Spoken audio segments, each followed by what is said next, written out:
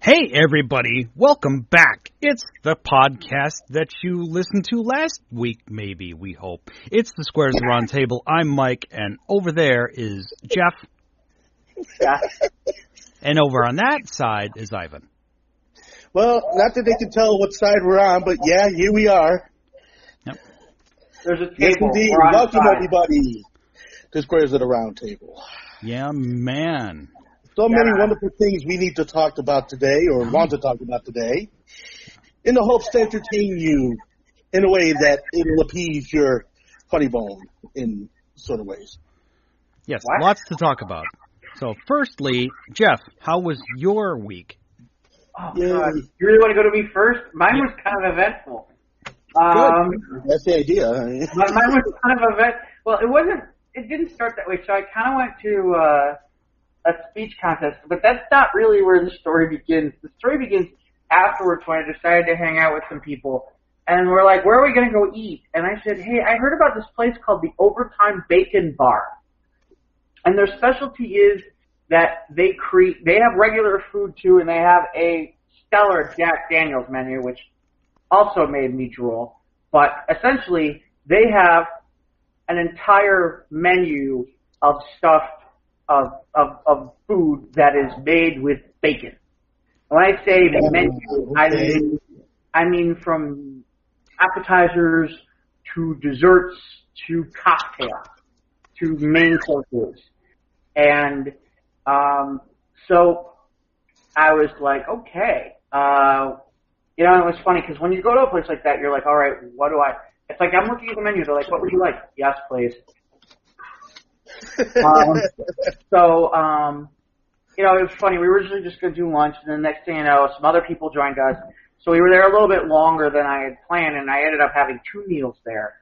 I also learned a few things that in my late 40s, I cannot eat like I ate in my 20s, and this is a new occurrence that apparently I have not been aware of. So I have their menu pulled up just to give you an idea. I started out with what they call a bacon sampler, in which it came with a choice of any of the 4 of the following: bacon wrapped mozzarella sticks, something called a bacon and steak roulade, which is a skirt steak wrapped in bacon with mozzarella and blue cheese, served with a creamy horseradish sauce. Okay. Right. A bacon wrapped chicken wing, bacon jalapenos, bacon ganache, bacon ravioli, or bacon mushrooms, served with assorted sauces. I decided to double up on the steak, and I did the bacon mozzarella, and I did the wrapped wing. Good stuff. I think I would have next time just stuck to the steak if I was going to do any of those items. But I wanted to try a bunch of stuff, so I was like, okay, that's really cool. And then, because I thought we were leaving, I still felt like I had some room. Here are the choices for dessert. You tell me what you think I'd probably pick.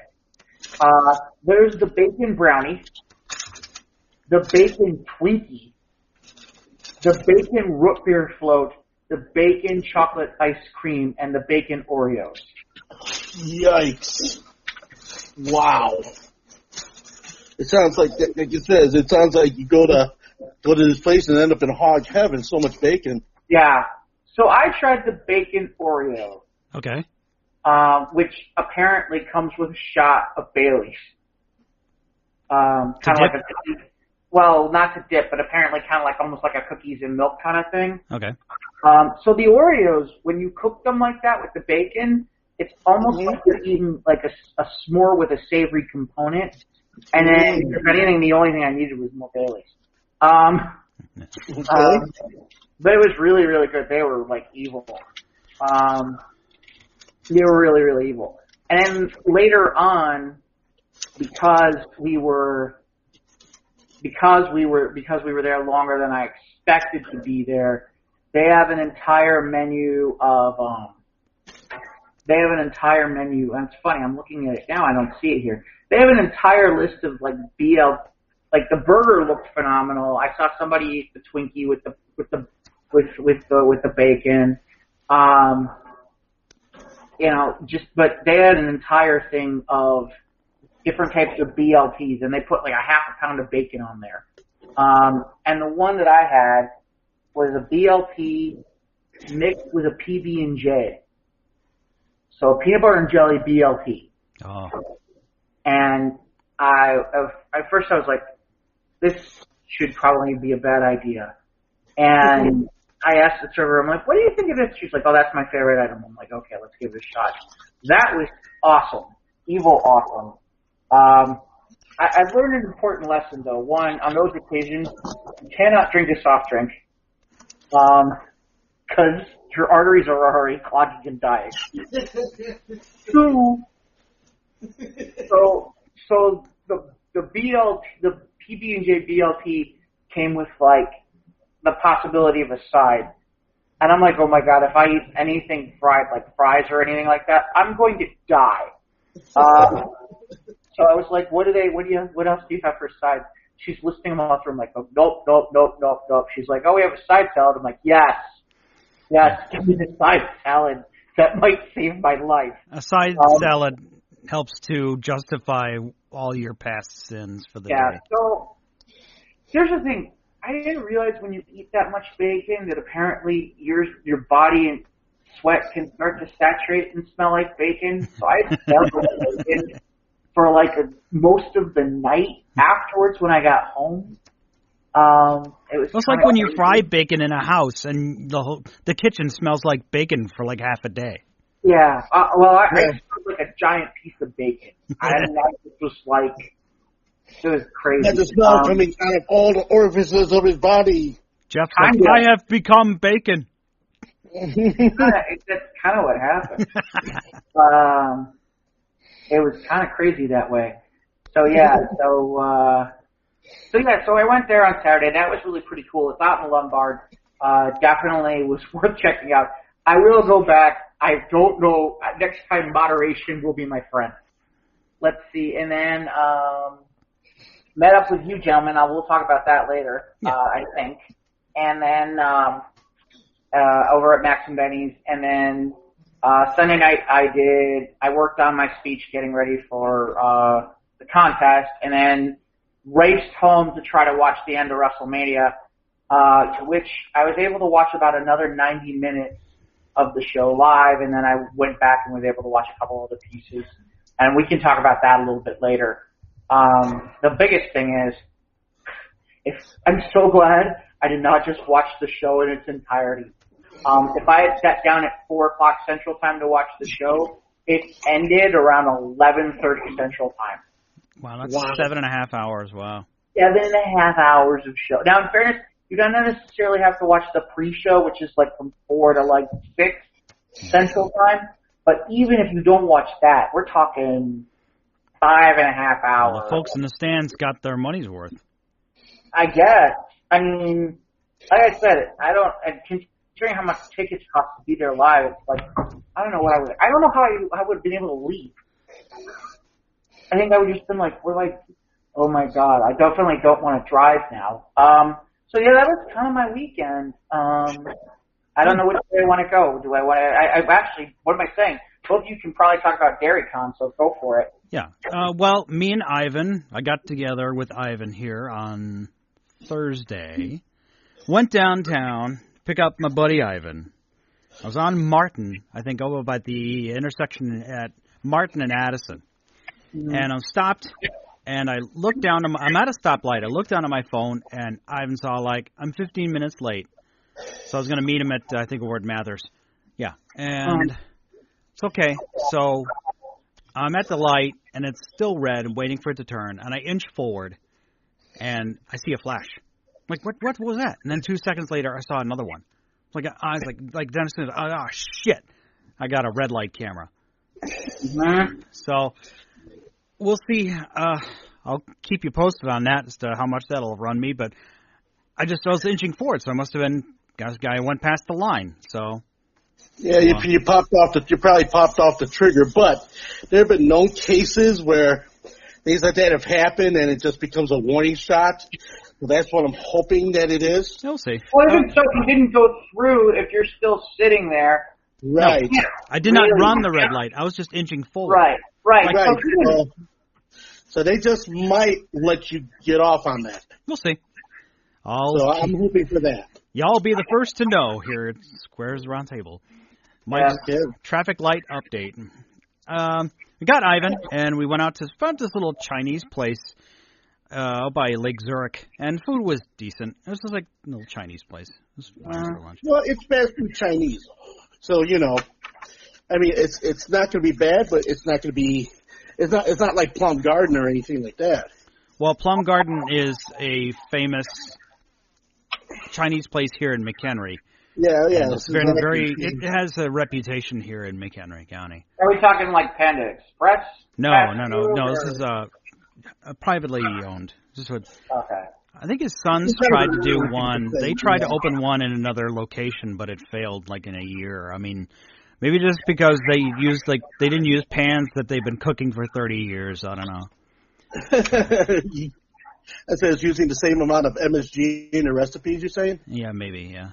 So anyway, got Ivan out here, and we met a buddy of mine. We went to, we got dinner at a sandwich place, and then we went to see Shazam on Thursday. Thursday night, that was a premiere. And it wasn't really busy. It wasn't really crowded in that theater. I usually don't go to Thursday nights, but because Friday morning we were leaving for Wisconsin, so Thursday night we had to see that. I'll get into Shazam when I finish my week. And then Friday morning we went to Dairycon. That's a little Transformers convention up in Wisconsin, up by the fine little town of Fond du Lac. And we had a great time at that, just like a family reunion. I've been going there for a very long time, and it's good to see old friends. There's people I only see once a year. And we get together and we eat and we drink and we talk about our hobby and we have fun. And we sure did. And got back here Saturday night, and then Sunday I saw you, Jeff, and then got Ivan back into the city. Now, Ivan, as soon as I dropped you off, I got back on the 90, and as soon as I got on the 90, boom, the sky opened up, and I was just total downpour. I was like, I'm so glad we got that done before the rain hit. Yeah, because I was looking out the window, and I'm thinking to myself, oh my gosh, my man's going to be caught up in this rainstorm. No, it's perfect. And I know you're shaky enough having to deal with downtown and Chicago traffic without having to have to deal with rain and stuff. Yeah, 90 was backed up at the 90-94 split, so I took 94 back up, and I came back through Vernon Hills. So I got back in, and that was fine. And I'm sorry, Jeff. Pardon me a second. I'm sorry, Jeff. I used the reference of stuff instead of using the word shit, so I'm trying to curb my language a little. Okay, I'm sorry. Continue. No fucking problem. You knocked that shit off, Ivan. Yeah. Yeah. I should knock that shit off. Things and stuff, you can take that. I can thick and split. As long as you don't fuck with things. What was that? Oh, that's my phone. Somebody's phone. Somebody's calling you, Ivan. It might be an important call. It could be Scott. No. Oh, shit. Anyway, but, no, I don't mean no shit like that. I'm just saying. Of course, not in the middle of the broadcast. Sorry. Yeah, I got my two Marvel movies in this week. We'll talk about them in a little bit. The morning after we recorded last week, I was correct, 7 a.m., tickets went up for sale. It only took me like 2 to 3 minutes to get my tickets for Endgame. So I was sweating there for a minute, and I was like, oh, man, because I'm at work, I'm hiding in the back room, and I'm waiting for this timer. You will be directed to this website in 2 minutes, and then you will have 20 minutes to complete your purchase. I'm like, okay. But nope, I got my row. Not a whole row, but I'd say about half a row with all my friends. So we're set. And as of this morning, our theater all that was left was the 2 crappy rows all the way in front. Everything else was full. All the chin raiser seats? Right, all the ones, that'll hurt. You have to go to a chiropractor after the movie. Yeah. So, and then, of course, I got my 2 movies in, and we saw Shazam, so we had a lot of stuff. So, yeah, it was great. Had an awesome weekend. Nice little vacation. Now I was back to the reality, and today it wasn't too bad just coming back. I know you were kind of fretting that for a little while then. Yeah, I was thinking, like, the service counter would be on fire or whatever. There's going to be shit everywhere. Yeah, it wasn't so bad. They did a good job cleaning up. So good. Good. Good. So about you, Ivan, how was your week? What did you do this week? Mm-hmm. Well, besides hanging out with you over at Dairycon, I mean, other than that, let me think. I think it was just a rather easygoing kind of a week, just with family. And, I did a lot of stuff today. I mean, having gotten back from Dairycon, because you pretty much touched on all the points. My part of Dairycon, though, just, to mention it, was I, for the first time, went and I DJ'd. It's my very first convention DJ gig. And our man Fred, who puts this thing together and does a marvelous job every year. I mean, he just takes such strides in making such preparations as for everyone to have fun. So, and that's what we did. And I got to spin vinyl for 2 days while I was there. I did the Friday night setup, and I did the all-day sale the following day, and playing 50s, 60s, 70s, some 80s, kind of mixed it up with some television stuff. I mean, I brought, theme from Batman, 1966, and played some Transformers music for a bit, and some other things, just sandwiched in between all of the vinyl, all the other music. And yeah, it seemed like everyone had a good time, according to what Mike was telling me, that he was from the floor, from off the floor. He said it seemed like everyone had a nice time because, once I start spinning, I kind of zone, looking up only every so occasionally to see what's going on. But yeah, seemed like everyone had a ball. And I had a great time, and I'm looking forward to doing it again next year. So, Fred, you got me, and if you want me, and we're all good.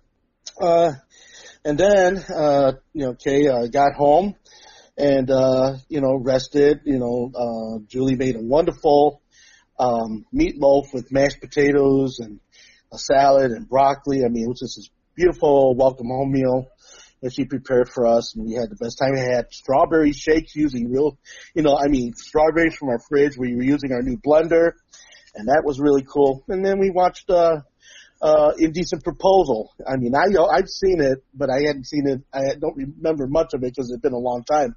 She's never seen it, and so that meant for some conversation afterwards. But all in all, a very restful Sunday. And today I went down to Mather's Cafe, delivered all the gear, and told Jeff thank you for his fine work. By the way, Mather's Cafe is located at 3235 North Central Avenue, and it's a 55-plus cafe with all amenities, plus, with computers, a workout room, programs, and you can eat, both breakfast and lunch and an early dinner if you so choose. And it's a great place to hang out. And on Friday, I'm there from 12 to 3:30 playing the music to make you feel so good. Mather's Musical Friday. That's with me. So, then once I got out of there, Makes you feel so good, like what? Makes you feel so good. I mean, it makes you feel like dancing, makes you feel like moving around, makes you feel like telling me a memory that a person had. It does. The music does so many things to so many different people, and because I'm set up right at one of the actual kitchen tables, okay, in where everybody eats. So they put like 4 other tables together with all these chairs, so it becomes an experience where everybody can sit with me and actually, get the DJ close and personal.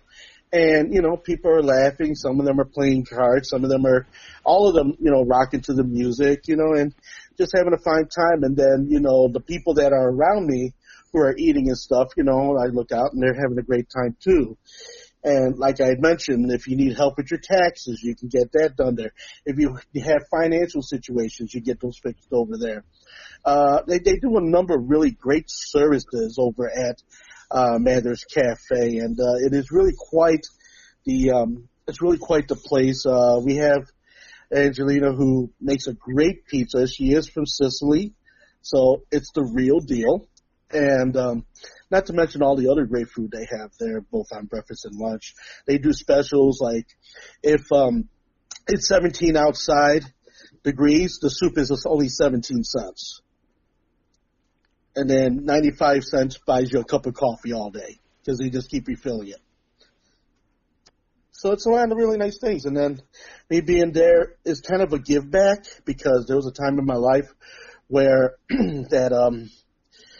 I was in a very dark place, okay, having lost both my regular job and my radio job one right after the other. And my friend Ovi, family friend who's been in the know with us for about 40 plus years, goes, why don't you come over and play some records for the people? They might like it. So here I am, going on the 5th year, and I've had the pleasure of having played for the president of Mathers in her own home, up by Sheridan Road, and I got to experience wonderful benefits from my volunteering work for the many places I got to go eat, and whereas I would have probably never otherwise been able to afford to eat at these wonderful places that they send us to, like Focal Chow and Gibson's and things once a year. So I've been at Gibson's like once. Yeah, and stay with me. That was the only time I got to go to Gibson's was the time that they were treating the volunteers to a nice meal to say thank you to all of us. The year before that, we went to Fogo de Chao, which that's a whole other dining experience there. Put this way, what Fogo de Chao does with all their food, kind of like the bacon place that that Jeff was talking about, because if you they give you a card. Yeah. And if you keep it on the green side, they just keep the food coming on the spit. They cut little sections off for you, and as soon as you turn the card to the red, then they stop serving you. They got 17 ovens running all day long to cater to that type of service. They gave us a tour of the place after we were done. It was really cool. Yeah, so if you ever want to get a real dining experience, check out Fogo de Chao. I don't got the address off the top of my head. I'm sure if you Google it, you'll find it. Well, there's one in Rosemont, too. Pardon me? There's one in Rosemont, too. Okay. There's one in Rosemont, there's one in Naperville, and they are all over at least America. You can just look them up. I think they have a .com. I think they got a website. So. Okay, and also too, they had the one next to that casino. Dang, the name escapes me, but yeah, right by O'Hare Airport. They have one there. That's the one. Yeah, well, right. That's the one in Rosemont. That is the Rosemont one. Okay. My Freudian slip is showing. Sorry. Oh yeah, they got one at Rosemont too. Did you know? Yeah. No. Right now. The Freudian slip would have been showing if you had gone to Exotica. Don't try to give me shit, especially when I know I gave you shit. Yeah, there's one where it used to be where the Rosemont Horizon used to be. Yeah. Boy, give you a nation, you'll take a mile. All right. So, all right, y'all. So, yes, we saw some movies. Ivan and I went and saw Shazam. I think now's the time. I think Jeff can go get a bacon sandwich. That sounds like a plan. I can. Then Ivan's gonna also eat a lot of crow. All right. Because I know I mentioned that I wasn't gonna go see Dumbo. Well, me in my adventurous spirit, being out today, getting my comic books. I picked up my Unnatural graphic novels today. I'm getting caught up with that. I didn't quite. All right. Well, let's start with Shazam, and then we'll get to Dumbo. Oh, okay. So. And when we get a chance, I saw Vice over the weekend too. Okay. Okay, great. I think is that on a DVD and digital, right? It's digital now, yeah. Okay, not DVD yet. Okay. Well, it might be. I don't know. I know it's on digital. All right. So I'll let you guys have your fun for about 10 minutes because I did not get a chance to see it over the weekend.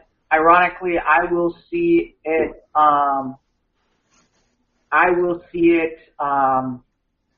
Ironically, the day after we record this. Right. I'm supposed to see it. I'm taking advantage of my AMC Tuesday, and so yeah. Okay. Absolutely. I'll let you guys play a little bit, and then I'll be around. I'll be right here. But you guys have to watch. I can go la la la la la la la la la. I didn't hear anything. And the thing about it is, I can see Jeff with his hands in his ears doing that. Wait, it's not good podcasting if Jeff does that for 10 minutes. Yeah, I do. He's just putting out the pictography of it, you know. Chicken cordon bleu, that's all I got to say. Yeah. All right. So Shazam is the latest from DC. On the heels of the success of Aquaman, we've got another superhero. Now, I don't know a great deal about Shazam. I know enough, and I think most laymen do have enough information as to what this is about. But this one was just okay for me. I think we did a live stream of our review. Spoiler-free review is up on the Squares the Round Table Facebook page. So if you do not want spoilers for Shazam, maybe fast forward like 10 minutes from now. 3, 2, 1, get out, or be zapped with lightning. Say my name. Say my name. Anyway. Say my name. Say my name. So this was all right for me. Zachary Levi did a great job, I think. It was good. And the kids did all right. But it was, like we talked about this in the spoiler-free review. There were some gruesome deaths in this movie. Right. One or two of them were actually, you're like, ooh, man. Like, there are a couple scenes where, like, little kids will get scared at this movie. And having these protagonists as these kids following these kids around in school or whatever, it kind of confuses you a little bit. It's like, is this for kids or not? Mostly, I'd say yes, it is, but maybe, I don't know. But I think they may have just been trying to target multiple demographics, but came to no real decision as to where they were going with that. I mean, yeah, you're striving to get to the 12, 13-year-olds, but yet at the same time you're trying to cater to the 25, 26, 27-year-olds in a way, but yet it doesn't seem to cater to either. Okay, it seems like it's lost on that premise. And, well, the actors did a good job acting. I just thought the story needed more meat on its bones. The jump scares, as you called them, were good. And there were some laugh-out-loud moments. But the story as a whole was kind of lackluster because I think some fighting scenes should have been more intense. Some other things that, I mean, you know, the one plot twist that is in it, and I am going to keep that under covers. This is spoiler review. It's okay. We can okay, put spoilers in here, bud. Okay, so the plot twist where Shazam has the staff and all of his friends end up holding the staff, and then they too become part of the Shazam team, with each of them excelling in one of the many powers that the original Shazam had. So, that was very interesting that they had done that particular thing. I guess on that premise, they didn't want Shazam to be just the one centerpiece. I guess maybe they were trying to cater to a different sensibility within the storyline or not. I don't know. But like I said, again, it just, it tried to cater to many and it catered to none as far as like, being a cohesive point where, where do you draw the line of being a children's story or an adult story? So it had kind of the Goonies type of feel to it when it came to the kids, and things of this nature. But yeah, it's a good family film, but you also got to watch the way the 7 deadly sins were designed, because they could be most intimidating and menacing the way they were designed. It was very scary, and then there were some very straight camera angle moments where you actually see things get tore up, and yeah, maybe not for the kids. Yeah, it's still it's PG-13, and I think it might have been like 1 or 2 S-bombs in it, but that was it. Yeah, I mean. But it was mostly geared towards comedy and more lighthearted, and that's fine. Yeah, and it did all right. But it doesn't excel. It doesn't send the story forward really all that much. No. Oh, it sent the story for it. I mean, it was good narrative. I mean, I wasn't looking at my watch figuratively because I don't wear a watch. But I think the pacing of the film worked. The special effects were decent. The villain, Dr. Savano, I think was his name. I thought it was like Black Bolt or something, but no, it's just Dr. Savano. It wasn't just him. Like, there's a different, what was it? I forget what the name of it is, but Shazam does have an arch nemesis, but that wasn't him for Shazam. And then the guy who played the Wizard, he's been in other things. He was in Gladiator. He was like his side. He was like Maximus's sidekick as a Gladiator, and he was Atlas in Guardians and Captain Marvel. So I've seen him before. All right. But he's good in it, and I think it was a decent story, but it just wasn't for me. And I think after you've seen the lightheartedness, you've seen where this is going with DC. I think it was just fine for me. I was just good. It was. I think initially I gave it 3.5, and now I'm just like I'm with you, Ivan. I'm at 3. Yeah, 3 because I'm like it says I don't know, had they gone one way or the other with the thematic elements, then it might have been a better thing. But yeah, again, they were just at best scattershot with mainly of the different placements of the things that happened in the movie. But the final battle was decent. I thought I was hoping for a little more action in the film. Me too. I was kind of hoping for. With the 7 deadly sins and then the other kids getting the Shazam powers, that was cool. There's parts of it I was like, yeah, it was cool.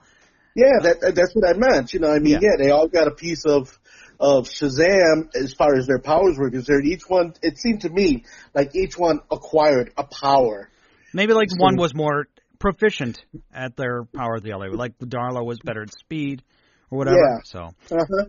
But I think the chick who played the female Shazam, though, she was pretty cute in that. Yeah, she was very good on the eyes, and I can't say that the uniform was half bad going with the miniskirt. And I like the costume didn't look too puffy for me or whatever. Was like, you see the joke from the trailer. I don't even know how to pee in this thing.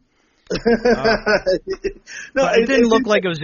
Yes, it was a padded suit, but it didn't look like that. And I mean, it gave the believability of biceps under there. Yeah, I mean, it worked. It's not like, Batman with his over-the-top armor, like, chiseled feature thing, Well, speaking of which, this movie made it a point to be clear that, yes, this movie takes place in the DC universe. We get it. That's right. Superman and Batman are in it, yes. That was a little too heavy-handed with that. It's like, you're like Superman. You're like, the kid has a bullet that bounced off Superman, and he has it in his baggie, like a collectible, Yeah, but certificate of authenticity, and then they throw he's running away from the bad guy, and he throws a Batman toy at him, and I was like, we get it. And then the animation for the end credits was funny, where he's like, the other Justice League members are. I forgot about the gratuitous product placement and the fact that they did the classic Tom and Jerry human with no head shots with both Superman and Batman. It's like, I think we could have done without that.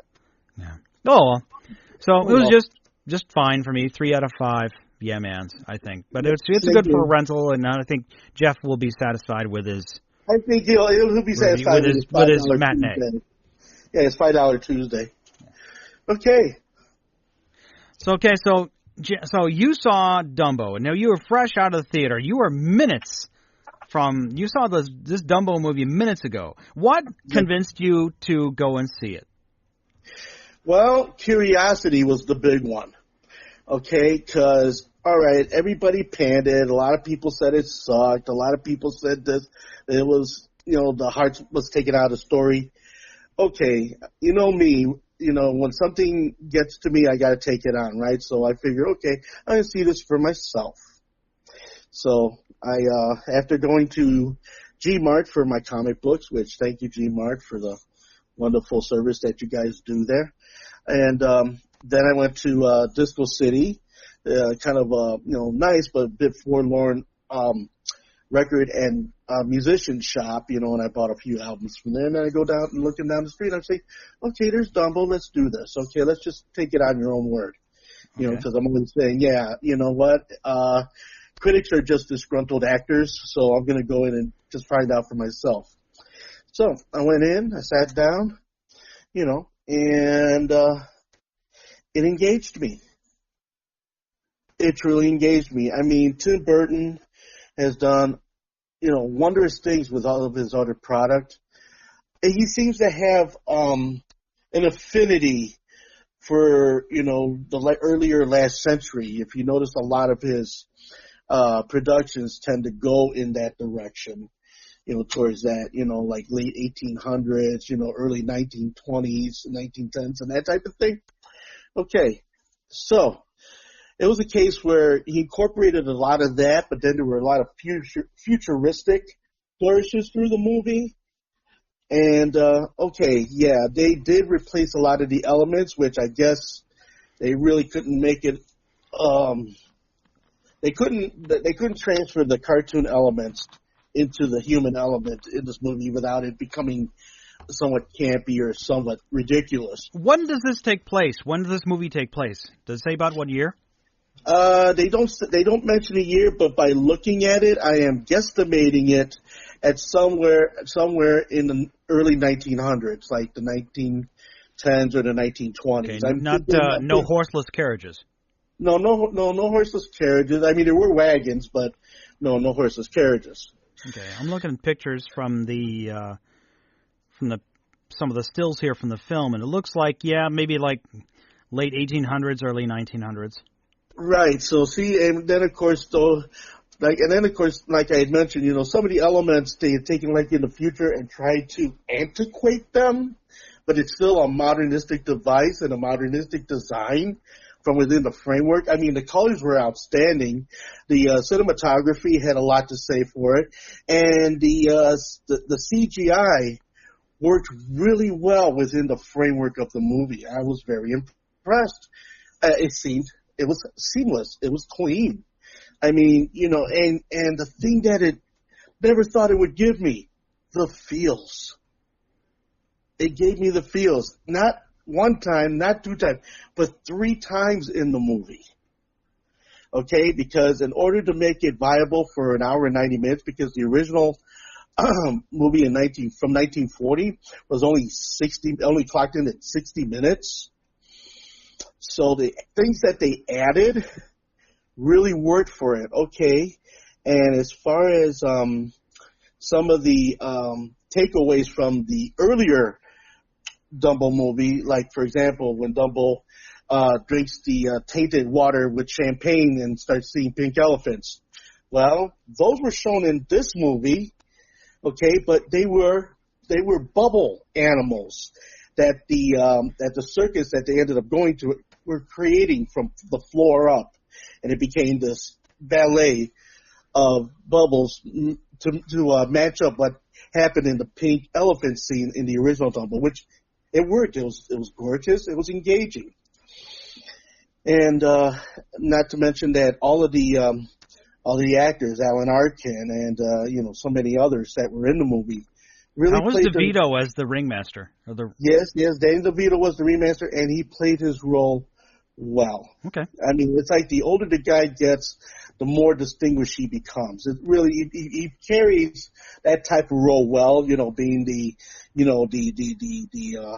under the thumb, bossy, it almost had a taxi quality to his character, but, it's still, he still separates from that and keeps within character, which really works well. And like I said, okay, so you didn't see Timothy the mouse, no, but they did have a mouse in a Timothy suit.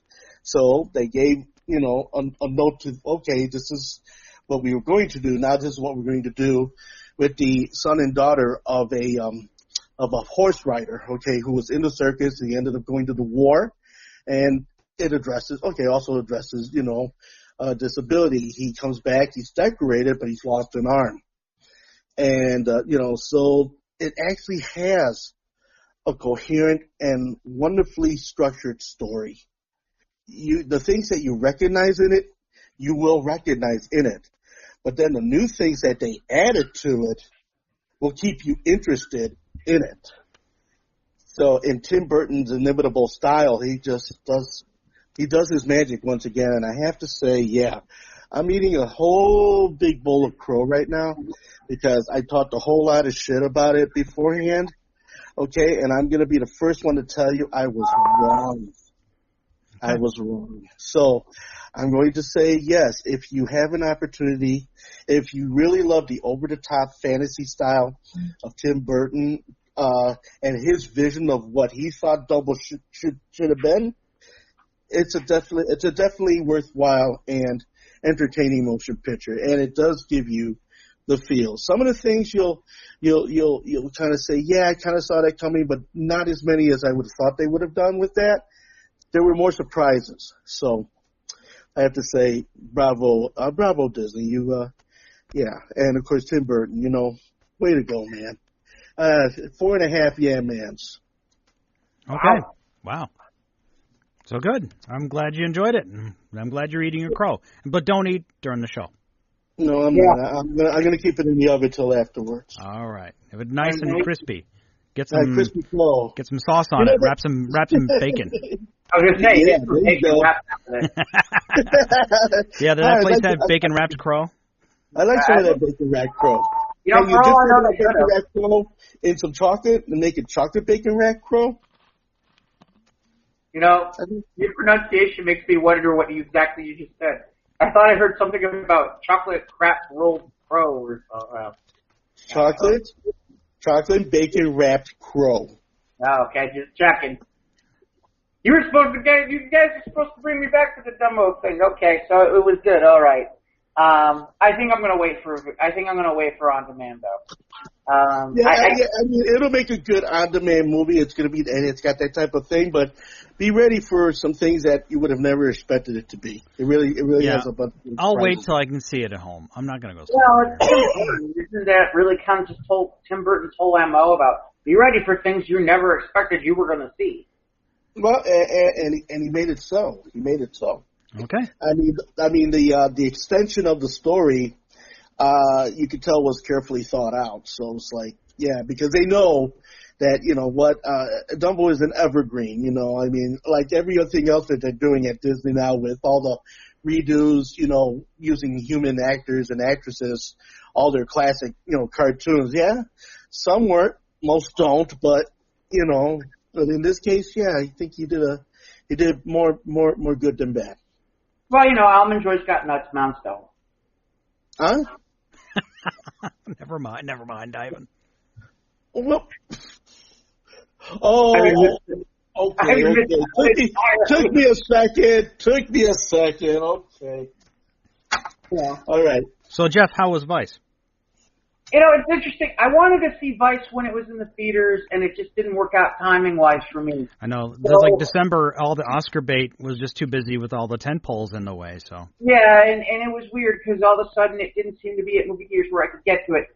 And it's funny, the next thing I'm probably going to check out is Mule, and Mule is kind of the same. Mule wasn't wasn't an Oscar movie, but it suddenly seemed to disappear. And so that's on my list of I need to get to that. But Vice was interesting. I don't know if you've ever seen a movie called The Big Short. I've only seen bits and pieces on cable. Okay. No, I've never seen it, so I don't know. So the movie, the movie's created by the guys who did The Big Short, and the style is very similar to what you would see in The Big Short, in that there's a little bit of an aside to it, and there's certain things that they do in it. I'll tell you right now, if you are right-leaning, you're probably going to look at this thing and be like, there's a lot of bias here.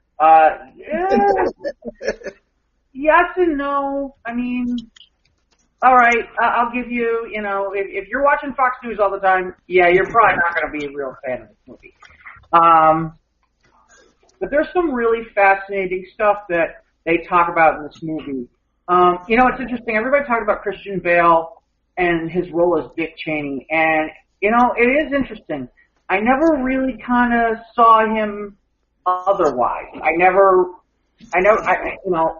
He was seamless enough to it where I almost was like, oh yeah, I forgot that's Christian Bale. So I understand but did it over the top stand out like some of the other roles that I've watched? I don't know that it did. Was it just him doing an impression, or was it just a really impressive performance? I think it was a really impressive performance, but at the same time, the reason it was an impressive performance was because you could tell he was really acting like Dick Cheney, if you understand what I mean. You picked up all his mannerisms and stuff. Right, and all that kind of stuff. Yep. But Dick Cheney isn't someone where it's kind of an over-the-top character. Well, let me phrase that. He's an over-the-top character. He isn't somebody where you go, wow, that portrayal was amazing. There's something to that where it's like it's not a sexy kind of thing, if you know what I mean. Definitely not with Dick Cheney. Although his name says otherwise, but no.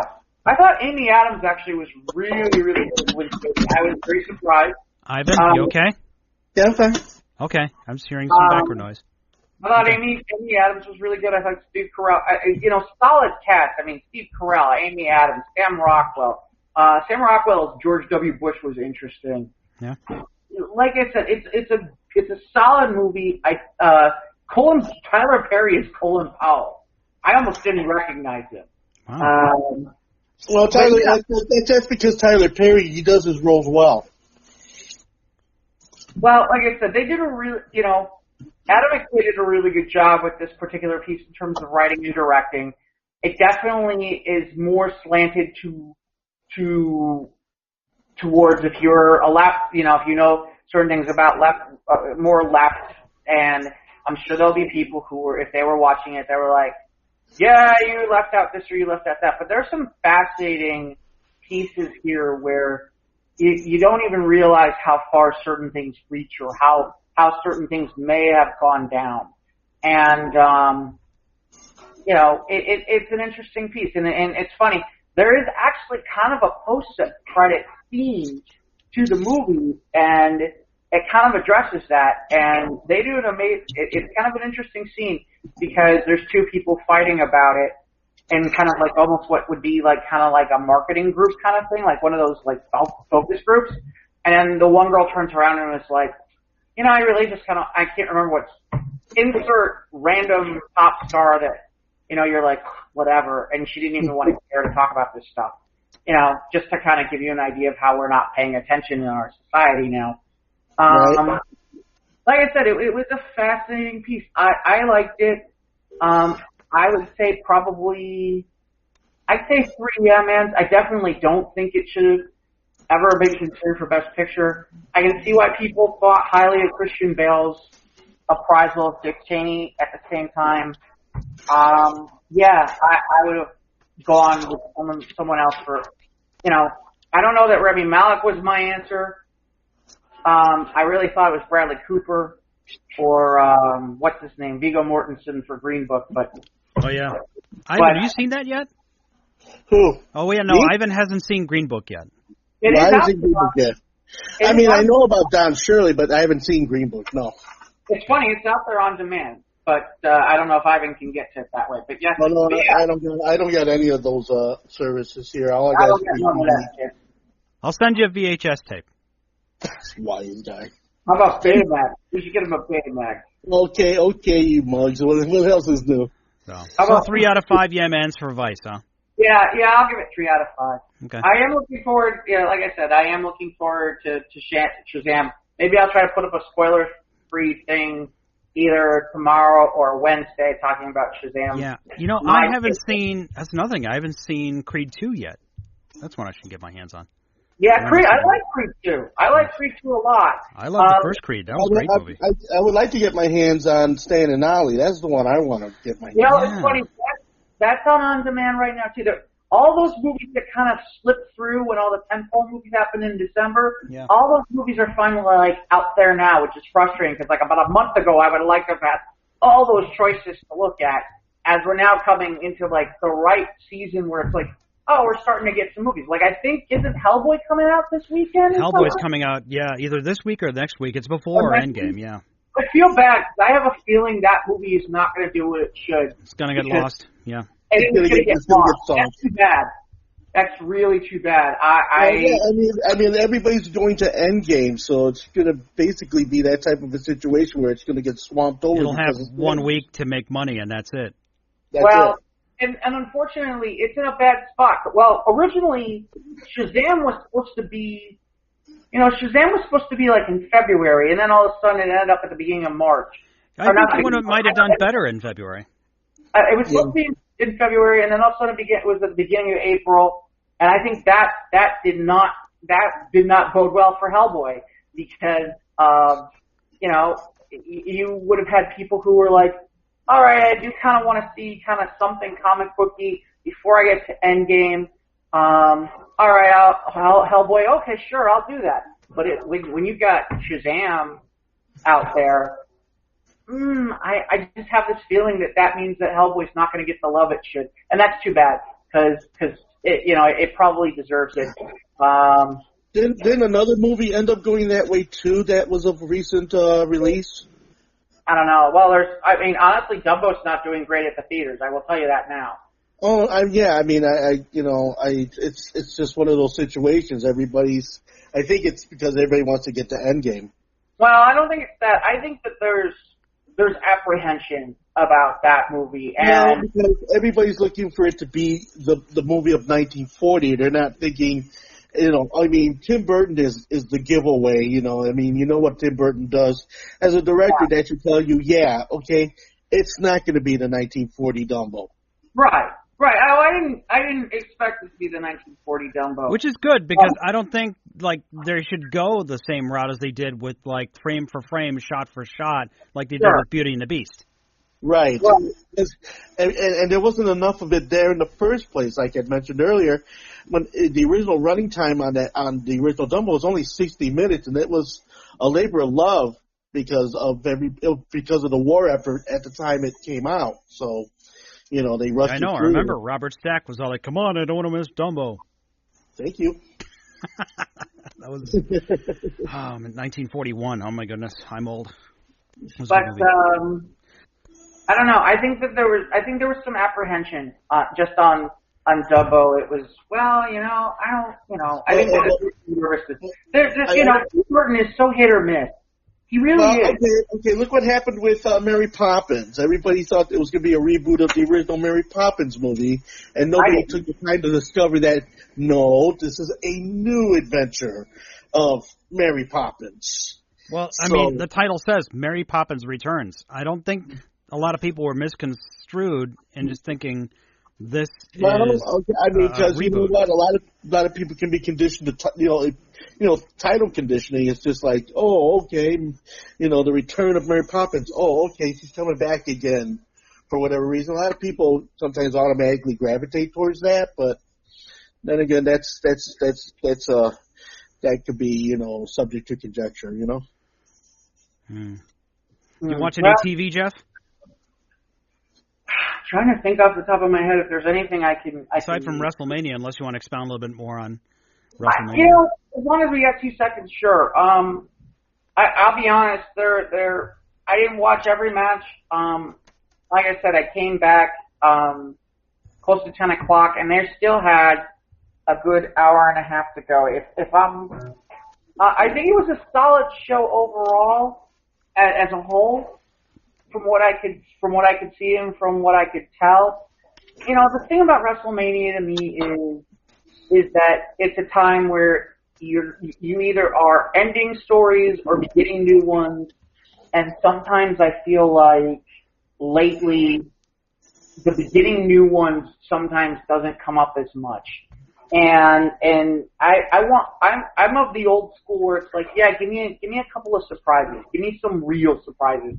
And in fairness, in this day and age, it's hard to do that. But, everybody kind of knew John Cena was going to do something. I do like what he did, which was he did a throwback to his old early 2000s character, which was far more of a heel character. It was a lot of fun. I kind of wish we had gotten more from John Cena, but I get it. He's off being big time movie star now, and this is the closest we're going to get for a little bit until his schedule kind of cleans up a little bit more. We saw, in fairness, we saw Dave Bautista last night, and what essentially turned out to be his final match in what was a crazy match, which included Triple H using pliers to pull Dave Bautista's nose ring out of his nose. And I'm kind of sitting there going, you claim that you're a fan, you've been trying to be like more PG-13.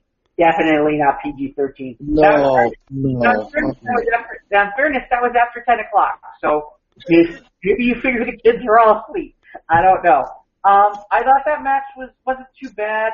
I did feel like they could have done that match in a little bit shorter time frame. It was pretty obvious though when you put when they say Triple H's career is on the line, you knew automatically he wasn't going to lose. Kurt Angle had his quote-unquote final match, and, I understand that you want to pass something along to the next wrestlers.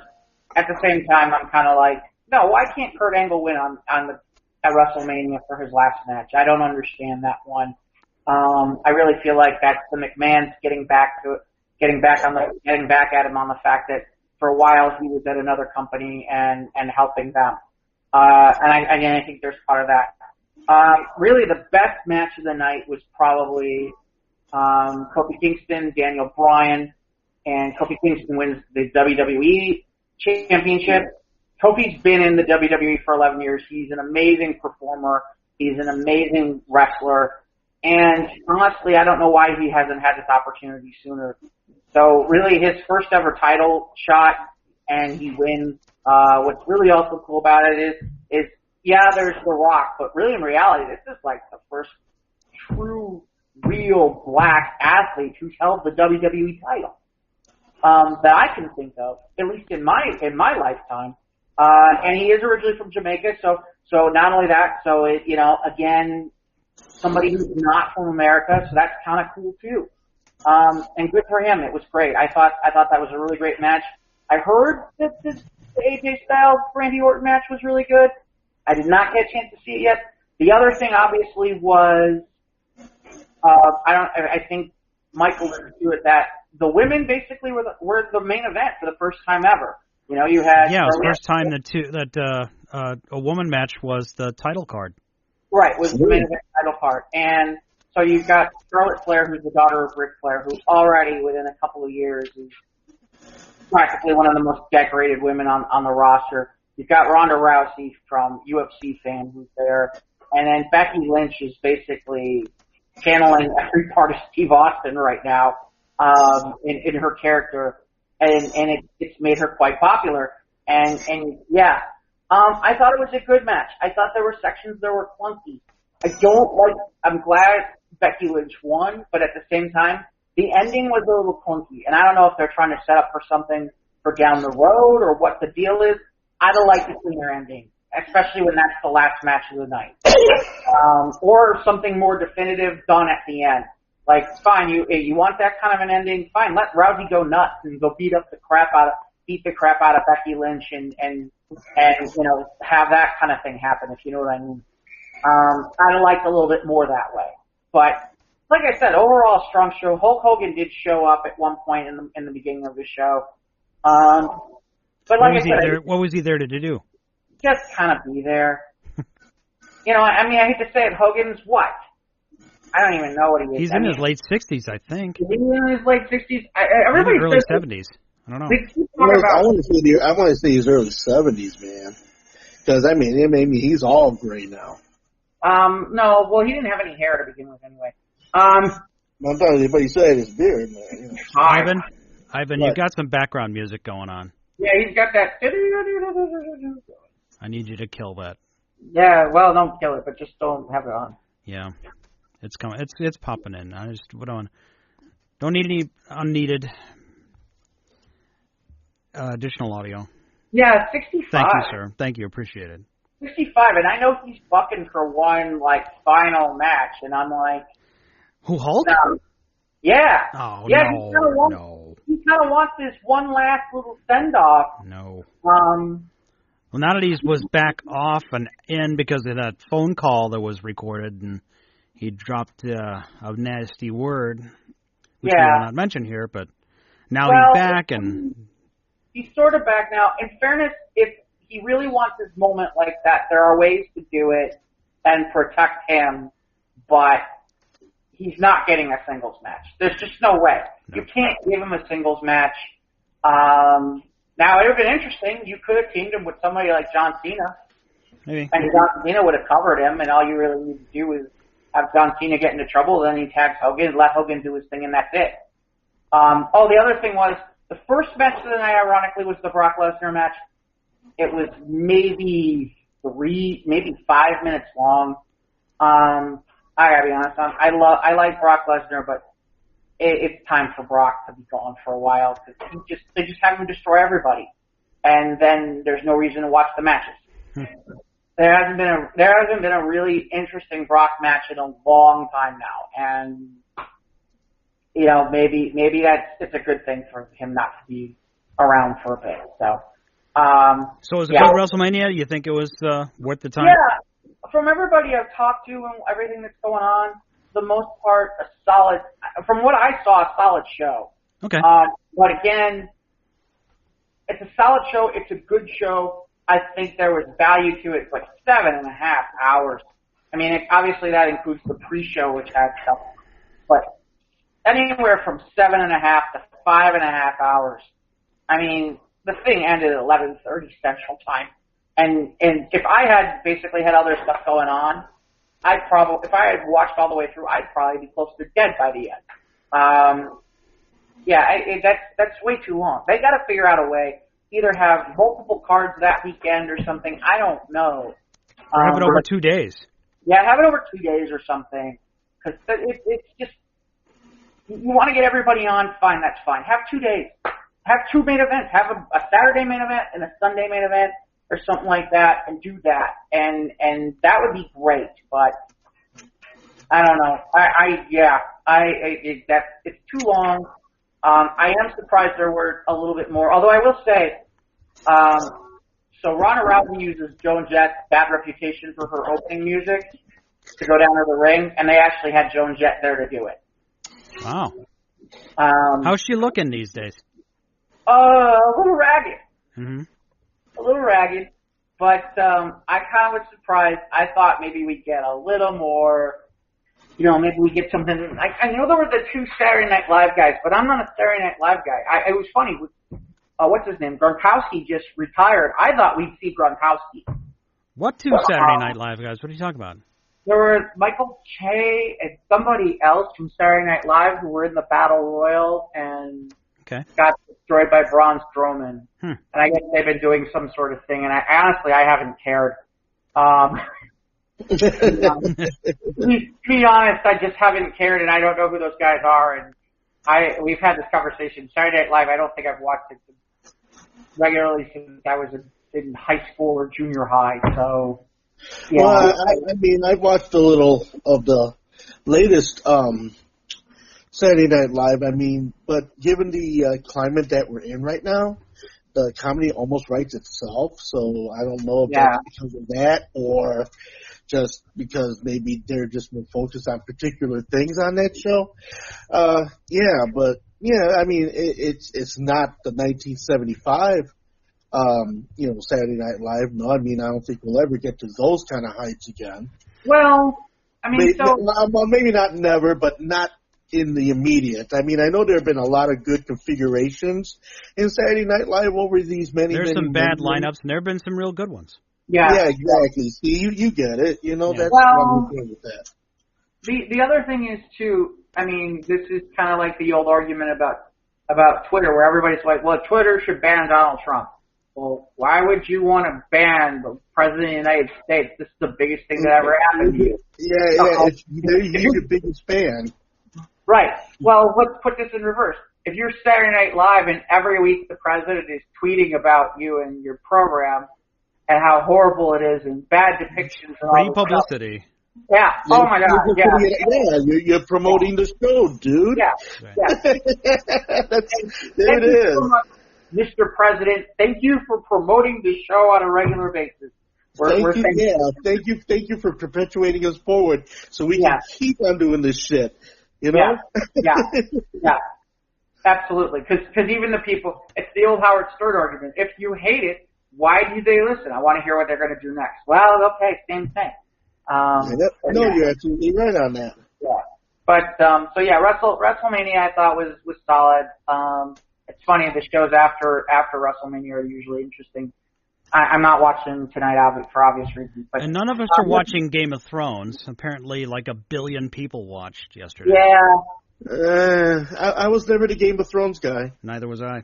No. I mean, people talk about it to me, and I'm just like, I don't know. It doesn't translate to when they have conversations of it. I saw a little of it. Wasn't impressed by it. So I guess maybe, but then that's just my opinion. But it seems like, the vast hordes, they go and, everybody in the world's watching this thing, yesterday. I'm just like, man, I mean, have we gotten to be that society? I mean, wow, that's all. Wow. It just blows my mind. Well, it's kind of like, there are hot shows, and, they've done something a little smarter than The Walking Dead, which is, they had times where they cooled it by, maybe they'll take a full year until they release more episodes again, versus where The Walking Dead is like releasing things all the time. And now I guess there's going to be a third Walking Dead series, and I'm like, you guys are overloading this franchise. This is how you're going to kill it. It becomes the Austin Powers thing. It becomes that type of thing. It becomes the overload. And it's just you can only take away from so much. It's just going to decimate a little every time, unless you shoot the things in complete succession of one another, will you ever keep that consistency? But that very rarely ever happens, though. Well, the only thing I can say is, again, you are I almost hate to say it, we're talking about cable these days. And the numbers on cable don't have to be the numbers on broadcast. So depending on what they're doing and what DVR numbers look like, and if people are buying it on demand, or if they're buying DVDs, it's a different approach then. I see what you're saying. Right. Well, not only that, like, for example, like WWE is like one of the top shows, like WWE Raw and SmackDown are two of the top shows on regular basic cable. And they don't do the numbers like they used to do. Like in the 90s, they were doing like 8s or 9s. Now they're doing like maybe a 3. And they're still considered in the top, usually in the top 5. But they don't have to give out their streaming numbers because they don't need to. Well, no. Yeah, so it's not a necessity for that. I see what you're saying. Well, no, I'm talking about, but Walking Dead's always up around that high. So really, in reality, if they're getting those numbers, if they're getting 3, I mean, they're not, even if they're not getting the numbers they used to, if they're still getting... But they're still getting numbers. Right, if they're still getting numbers that are better than most of what's out on basic cable, okay. Yeah, then I guess that's where the staying power is. Right. But to your point, Ivan, it's funny. So last year when I had HBO for a little bit, I said to friends, I'm like, all right, I want to catch up on Game of Thrones. I was way behind. I had not, at the time, season 7 was starting. And I said to them, I'm like, all right, what episodes can I skip? Well, you can't skip any. I'm like, what do you mean I can't skip any? Come on, there's got to be some episodes I can skip so I can hurry up. I mean, it's not like regular TV or like basic cable TV either, because it's HBO. When they say it's 65 minutes, it's 65 minutes. If you understand what I mean. It's not, okay, we took out 15 minutes for commercials. There ain't no commercial. There's HBO. So it's like, okay. You have to watch everything. I'm like, do you realize there's like 12, 13 episodes a season? They go on an hour real time. I'm like, I don't. that's part of it. Is it's where it's like maybe one day when I have more time, it's like okay, I'll sit down and I'll start watching it. But I can't. Well, the other thing was I watched the first few episodes. And I kind of started getting bored. And I watched I think it was I can't remember if it was episode 3 or episode 4. And there's the one blonde girl who I'm falling asleep. I mean, I'm kind of falling asleep, but I was kind of forcing myself to get through it. And there's the one blonde girl, and she's half naked, and her boobs are just right there for you. And I'm still falling asleep. And I'm like, if I'm falling asleep, there's either one or two reactions I can have. Either A, I'm really, really tired, or B, this is boring the hell out of me, that even the woman is half naked and looks gorgeous won't keep me awake for this stuff. Wow. I kind of went to the latter, and I'm like, yeah, we're good. I'm not doing this show. How far did you get in? About 3 or 4 episodes. Okay. Of season 7. That's about as far as I got in, and I was just like, you know what? Nope. Sorry. And I hate to say it, that's kind of the thing with those shows. Like Breaking Bad, I would love to. I haven't seen anything on Breaking Bad either, but it's like there's a lot of seasons. I watched the last 2 episodes of the series. That's the only 2 episodes I ever watched. Okay. Breaking Bad? Yeah. It ended well. I didn't know anything about some of these characters, but I didn't care. I just wanted to see how it ended. Yeah. So someday, I always said I'll go back and maybe start from the beginning and watch the whole thing. It'd be interesting. Because Bryan Cranston is awesome in it. Yeah. Mm-hmm. Well, that's the other disconnect they still have is, like, the dad from Malcolm in the Middle. Yeah. I'm like, there's still a little bit that... Everybody's like, also one of the monsters, like, in the rubber suits on Power Rangers. That's where he started. Yeah. Is he really? That's where he started, yeah. Get out of here. That's why he was the voice of Zordon or whatever, the Zordon, the boss, yeah. Yeah, the boss guy, like what he named Charlie from Charlie's Angels, but with Power Rangers. Right. He was, but yeah, he was. I think I don't forget which monster he was, but he was like one of like the peons for like the Ursula or whatever her name was. Whatever, you know. Man, that girl used to trip me out. But yeah, there's some shows where... There's some shows, I'd like to go back to and maybe try. Absolutely. Well, I'll tell you, I did one show like you talked about, which is the only episode of Lost, I think we talked about this, right? The only episode of Lost I watched was the finale. Yeah. And by the time it was over, I was like, I have saved myself so much time in life. Yeah, a lot of people were mad at that ending. Yeah. Oh, yeah. That reminds me, I got to find out when the Big Bang Theory finale is, because as much as I haven't really watched for a while, it's like, okay, I kind of feel like I should watch that, just to see where that goes. Let it be over. Is that young Sheldon still on? Yeah. I think it was good, right? Yeah, it was good. I enjoyed it. All right. I enjoyed it. I thought it was good. Someone was telling me, though, because I don't remember the backstory on Sheldon that much, but they were saying that they're curious how long that show has a shelf life, because I guess the backstory is I guess Sheldon's dad apparently, Sheldon talks about that his dad died at a certain age, and that kid's going to start to get older. And I don't know I'm not sure what they're going to do at that point. We'll see. I don't know. Maybe they'll find a way to work through it. It reminds me of basically the Wonder Years, except it's Sheldon Cooper narrating it. That's the best thing. I know on one of the episodes, Sheldon comes home. The adult Sheldon comes home, finds out that his mom's been with somebody, and it just kind of turned into this whole big, conundrum for them. Of his mom trying to, talk to Sheldon about the new situation that has ensued since. I'm seeing somebody, and of course he's all bent out of shape because he can't imagine his mom being with anybody else. Right. Well, I understand.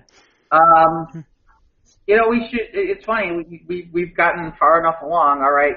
It's time to get to our usual thing, because God knows Mike should be happy. He got tickets, unlike everybody else. You didn't get your tickets yet?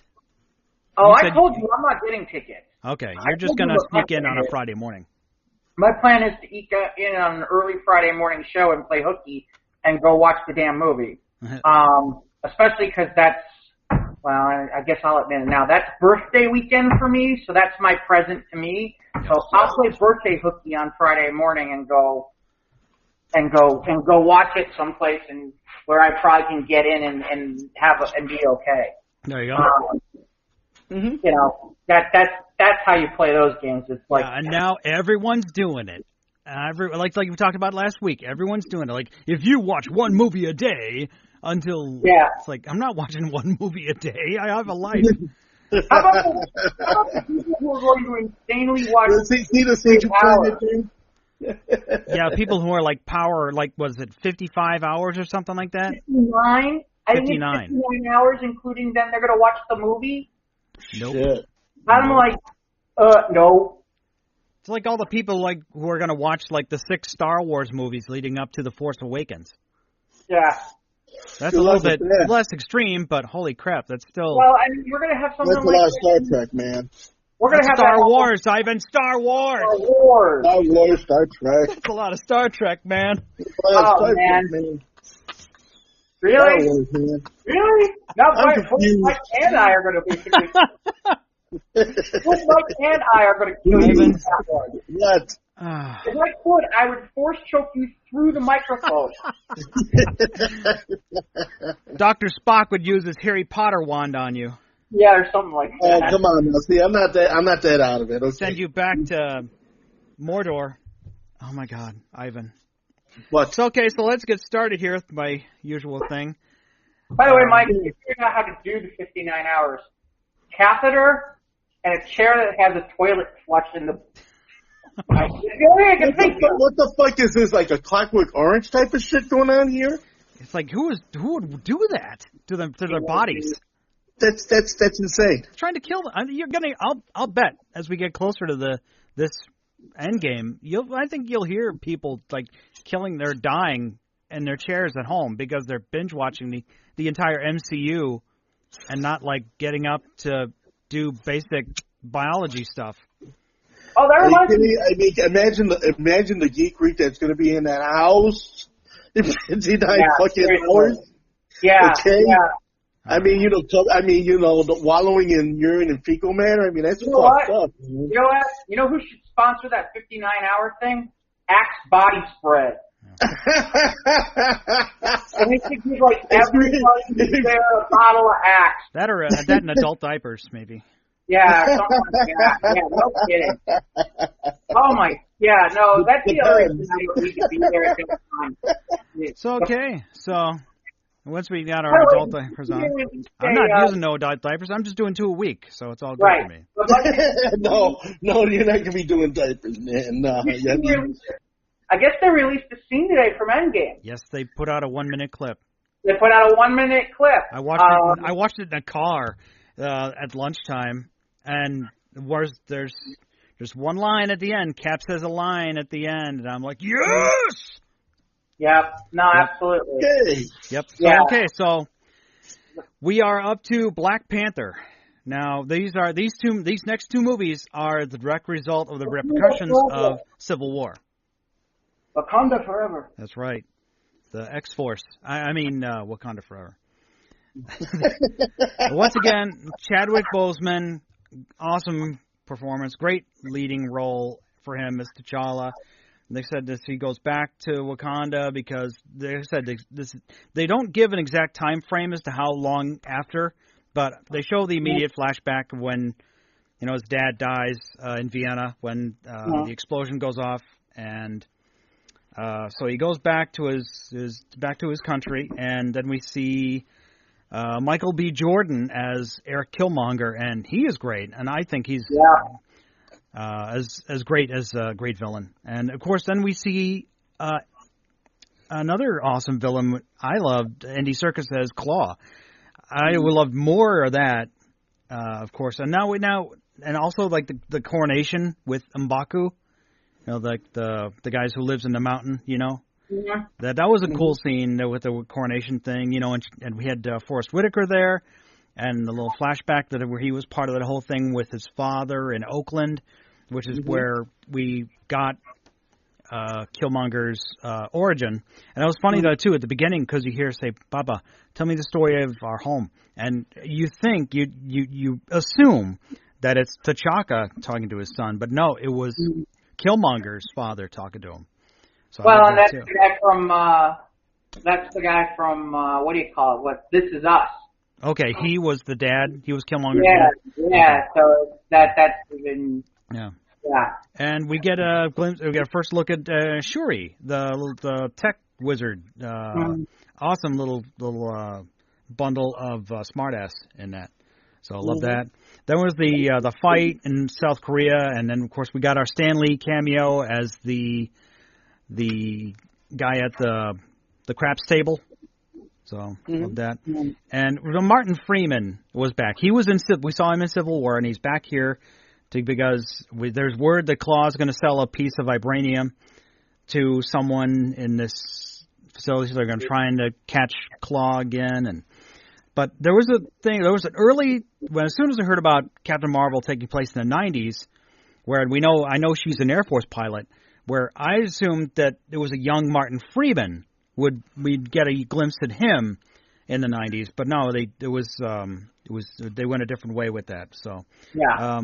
Okoye's badass staff that she used in that fight in the casino or whatever, and then there was the cool car chase. I don't know there's one scene where Claw's like his arm, he blasts a car that they're in, but it's like turns into like a steering wheel and like a plate or whatever. It was kind of cheesy. I just won trouble with that one little scene that was kind of cheesy. It was how Claw blows up the car, and it's like kind of cartoony, where all that's left is just the floorboard and a chair and a steering wheel. That was kind of dumb.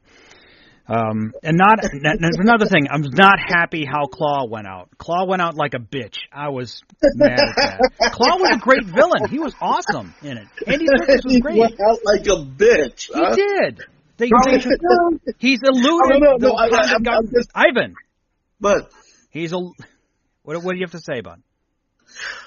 No, I'm just saying, yeah. I mean, he was one of the bigger guys in the movie and everything, and the way he exited it was like, you could have done better. He had eluded the Wakanda government for decades, and all of a sudden this guy, Killmonger, just shows up and just pops a cap in his ass, and that was it.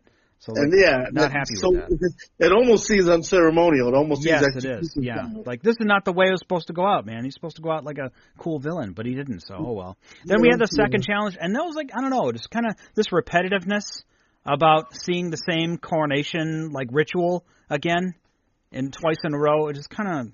Now, something jarring about that. I mean, it was still entertaining, and we knew how it was going to end because a villain is a villain. Now, then Killmonger Demon, was like, I'll wait my entire life for this. And he takes his shirt off. He's got the dots all over him. And there's the meme that they're all Lego studs. So you can put Lego bricks on them. I kind of got that in my head. But that was but I really like the cool vision where he took the plant and they put him in sand and he got to see his dad again. That was good. I got the feels with that, Yeah, that's right. Yeah. That's So the mom and Shuri and Okoye have to go back to M'Baku because that's the only one who could help.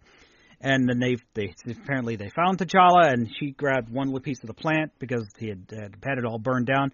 So he has the vision again, and he comes back, and then they talk to Martin Freeman or whatever, and it was funny, like he says, "When you will not speak, or I will kill you." I was like, "No, I'm just kidding. We are vegetarians." That was good.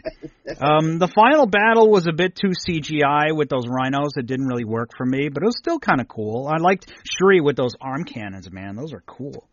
Okay, I mean, girls with cannons. I mean, come on. Hey. Ivan?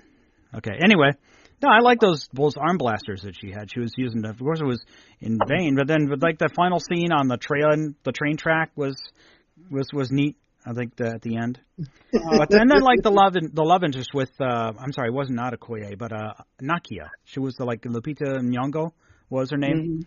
She's done other stuff obviously, but she was the love interest for T'Challa, and she was good in it. So, but it was good though.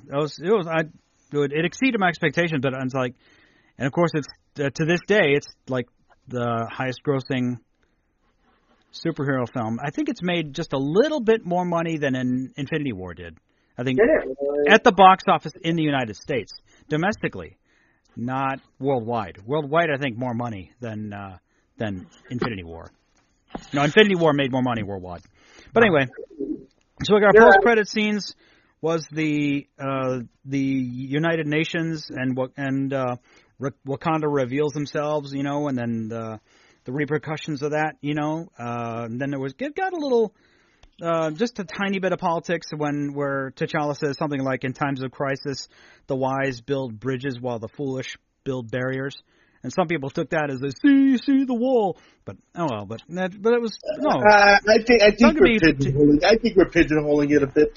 Right? But that doesn't matter. But it was just one throwaway line.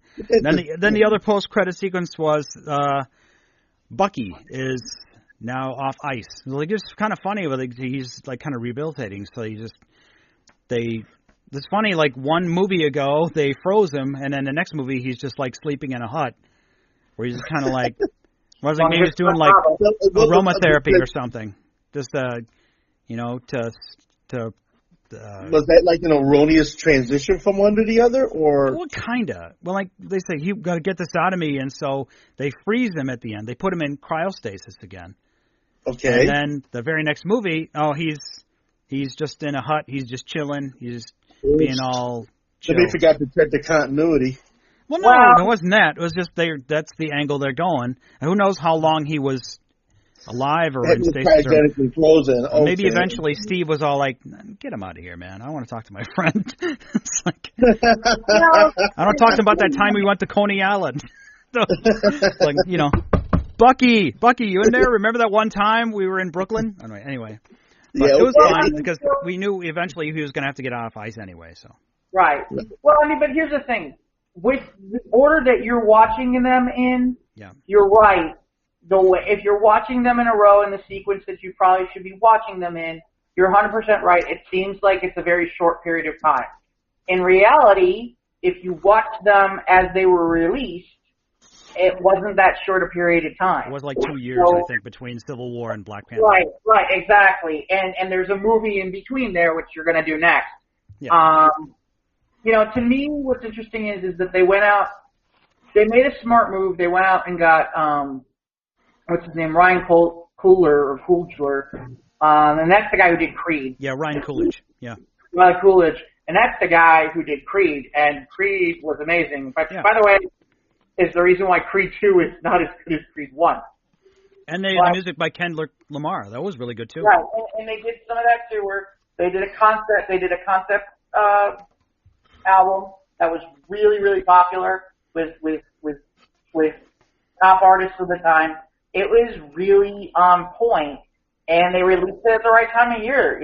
They did it as for Black History Month. They had a situation where, like we said, there wasn't a lot, and people were jonesing for a movie, and it worked out in their favor. It's a phenomenal movie. I will admit I haven't seen it since I saw it in the theaters, so you remember it better than I do.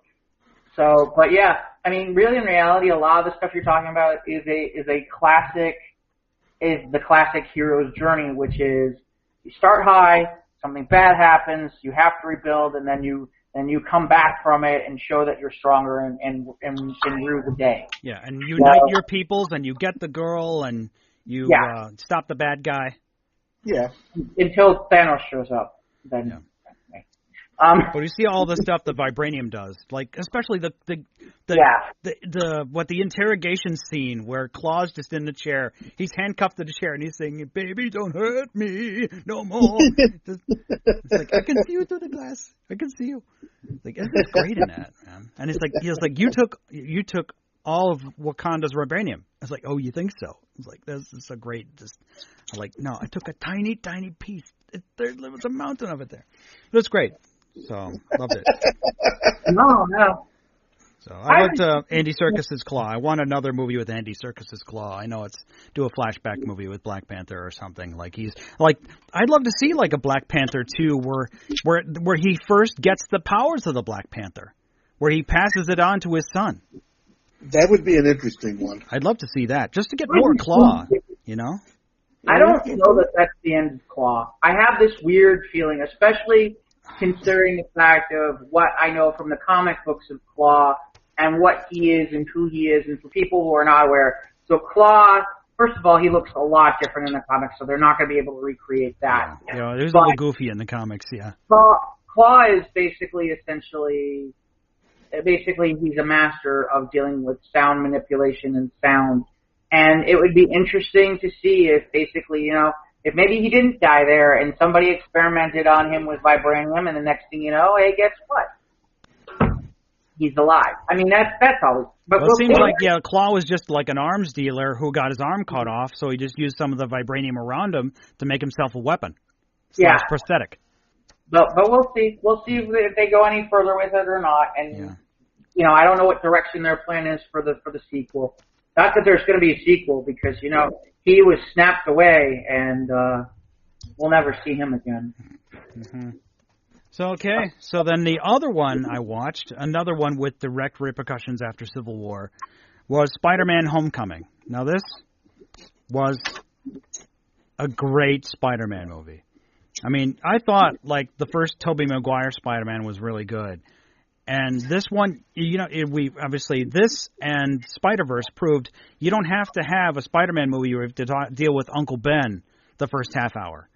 I mean, you get it. So it's great then seeing the Marvel, instead of the traditional the music from Marvel, you get to hear the Spider-Man theme as the Marvel logo is spinning on the screen. So that was awesome. And then all the home movies he's making. So you see he made a whole movie when he was on his way to Berlin, like Happy took him to Berlin, and it's great to see Happy again and having to deal with this kid. Come on, hurry up, put the suit on. Oh, this suit is awesome. Hurry up, put it on. So, and they did make a note that this takes place 2 months after Civil War. And I didn't put this in my notes, but I noticed that the post-credit scene for Civil War, Peter had a black eye from when he got knocked over from the fight in Berlin. Right. And there's no black eye in any of these scenes afterward. You get there's a little, Tony's got a bit of a shiner because he's still recovering. He got hit pretty bad. I think it was when he tried to take on the Winter Soldier when he escaped the prison. Yeah. And so, Tony was still a little beat up, but Peter was fine, but oh well. So anyway, and then this first time we see Ned. Ned is awesome, man. He's great, like the guy in the chair. Awesome, kind of. And yes, we made a point of this last week because I talked about how all the male stars have a shirtless moment. And sure enough, young Tom Holland did, as he was changing like out of his spider suit, and he sneaked into his home, back into his house. Yeah, he did quick take his shirt off and put a fresh shirt on after taking off his spider suit. So he's still the Spider-Man from YouTube. He's going around, he's waiting for the end of school so he can hurry up and go and do cool stuff and wait for that call from Happy because he's ready for the next mission. And he's going around and trying to do good, and we get the Stan Lee cameo where he webs a guy. He thinks he's stealing a car. This is my car, you asshole! And there's his own argument. What's going on down there? I got to work at night. So, and then Stan Lee is great Stan Lee cameo. So and this is a great story about a kid in school, and we see all the stuff and how these kids talk about. It's like, oh yeah, I have the Stark internship. It's like, oh yeah, right, and I got a date with Black Widow. And there's a scene in the gym where you have to watch a video with Captain America talking about, listen to your gym teacher, and he points the wrong direction on the TV. It's like, yeah, well, I don't know why they tell us we have to show these, but this guy's probably a war criminal now, but we're required by the state to show these. So Peter's trying to do the right thing, and he's on his way to these parties or whatever he's trying to, and he discovers about what Michael Keaton's doing as the Vulture. Uh-huh. And the thing is that it's cool that he's just trying to do the right thing, but he's still screwing it up.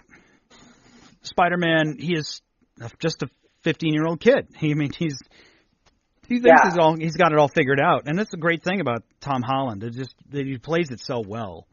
as just this well-intentioned kid with these awesome powers, and he knows he has some responsibility to him.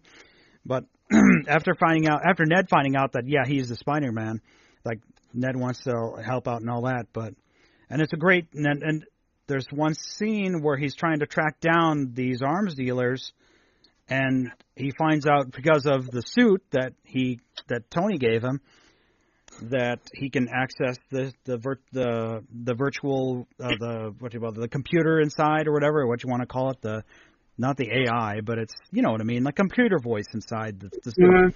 The chip. Yeah. He names it Karen.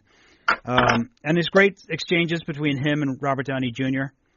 And the twist at the end, I don't know who did see the twist coming when he opens the door taking his date to homecoming, and guess who the dad is? You know, I did not see that. Everybody, I remember the theater, so many people just let out a gasp. And we're like, wait a minute. And for a split second, I was like, wait a minute, is this right? But yeah, it is. But the Vulture is, and he points it out when they're fighting the final battle. Peter says he's talking to himself out on a plane, saying, "Just a typical homecoming on the outside of an invisible jet, fighting my girlfriend's dad." Yeah. But it was an awesome scene too, like when he's driving him back to the high school, and you see like Keaton's performance where he figures it out.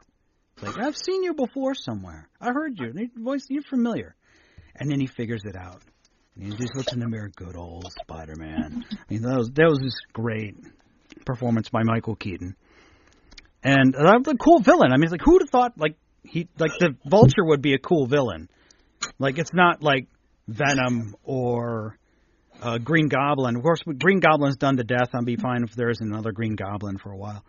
But Vulture, he's great in it, man. And the final battle was great, like in the plane, and then back when it crashes past Coney Island. Mm-hmm. Just great, man. And a story of a kid trying to get a girl, and he's the Spider-Man. He's trying to do the right thing, but he gets a suit taken away, and then he gets it back, and he's like, "What's wrong about you, kid?" He takes him back to the compound, and we see the Iron Spider suit. And we're like, ooh. But no, he says, no, I'm just wanting to be a friendly neighborhood Spider-Man and stay close to the ground. Even Tony was like, you sure? You're like surprised the hell out of me. But so then the post-credit scenes, so Vulture's in prison, and some people want a piece of Spider-Man, but Vulture's all like, whether or not it's just because maybe he wants to kill Spider-Man. Obviously, that's part of it. But also it's to protect his family, because he might know that Peter still likes his daughter. So he doesn't say, it's like, the word is, you know who he is. I'm like, no, fine. And he just said, if I knew who he was, he'd be dead already. But and then the other post-credit sequence is that they know they got us. They know we're waiting until the end, and they play another Captain America video about patience. Oh, they got us. So this is, of all the Marvel movies, this is the one I've seen the most. Really? Part of it is because Starz has access to it, so it's constantly on. I've watched this movie like a million times. And it really is one of my. I'm a big Spider-Man fan. I'll be the first to admit it. I'm a huge Spider-Man fan. And they really, really nailed it. Yeah, they knocked it out of the park. It's great. They really nailed it. I understand why people like Tobey Maguire better, and I understand that, but the characterization here is better. And then this is the first Spider-Man movie after Spider-Man. No, we had the two Andrew Garfield ones. Yeah, they had the two Andrew Garfield. They were just okay for me. I wasn't gripped by it. They went a different direction with it, which was okay to me, but I get why people were not thrilled with them, and I don't know that I like Andrew Garfield. I don't know that he was the answer to that particular situation. To me, this movie was just a lot of fun, and there are just so many little things in this movie. Yes. Where it's like I saved the lady. She gave me a churro. And Tony reminds him of it later. It's like right, or about the or about whose bike is this, and he leaves the bike there, and he goes, "Don't steal it." Somebody the thing where you're talking about with Stan, where it's the and even there's the scenes where it's like he just doesn't even want to be in school. He's like watching the clock till it's 3 o'clock, where he can like get into his clothes and go do. Okay, can't wait to do Spider-Man stuff. And the best is he webs up the back. He leaves the backpack someplace, and somebody steals his backpack, and he's constantly using backpacks with his clothes, which is confusing too. You'd think you'd find a better hiding spot for it. Yeah, or something like that, but it's just hysterical because he's constantly using his backpack. The Ned scenes at the beginning are really, really funny because there's the part where he drops the giant Death Star. Yeah, the Lego Death Star, yeah. The Lego Death Star in the ground. And he's like, and it's funny because, here's a generation difference, which is, you're the Spider-Man from YouTube. Yeah. Not TV, YouTube. So there's that. Aunt May's, what the F at the end. Yeah, at the end of the movie. That was knee slapper, man. That was fantastic. They do a lot of things right. Well, and they really nail the part where it's the bumbling Peter Parker who's trying to do the right thing, and it ends up screwed up. And there's a couple of little things that you may have missed, Mike, that I knew just because it's Spider-Man stuff. Like, for example, Ned Leeds is actually in the books. I can't remember if it's his sister who's Betty Leeds who works with him at the Planet or not the Planet, the Bugle, when he gets older or something like that. Again, they've changed around the time frames and they're using different material here and there. I thought the part where he's basically just bugging the hell out of Happy is just hysterical. Yeah, he's like sending her like 50,000 texts and messages and all that. Anything, anytime, come on, I'm ready, whatever you want me to do, come on. Ready for the next mission. It's Peter. Oh, Parker. Yeah. No. And then the kid who plays Flash is really good too. Yeah, it's a different take on Flash, yeah. Because, it's closer. He's not Mr. Buff, but he's got the right mentality, which is, I hate Parker, love Spider-Man, which is exactly how it's played out for a long time in the comics. Yeah.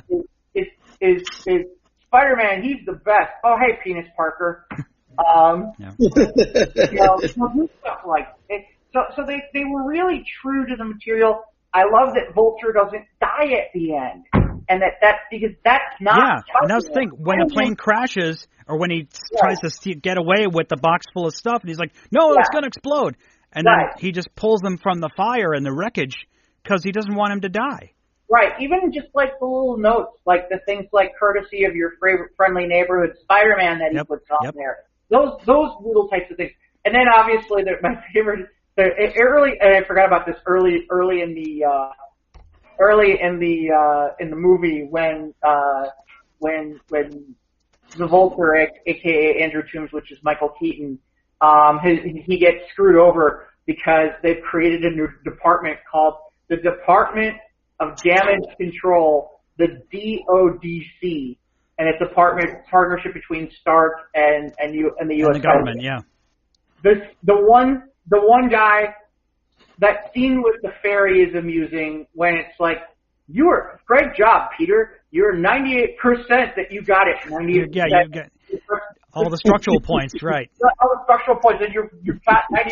It's like, and it's like 90. And it's funny, right before that, there's the guy who's just the random guy on the ship who goes, yeah, Spider-Man, and then the ship starts to fall apart. And then Iron Man shows up. And after the ship gets put back together, he's like, same guy, yeah, Iron Man. Yeah. It's like, oh, how allegiances have changed. Yeah, right.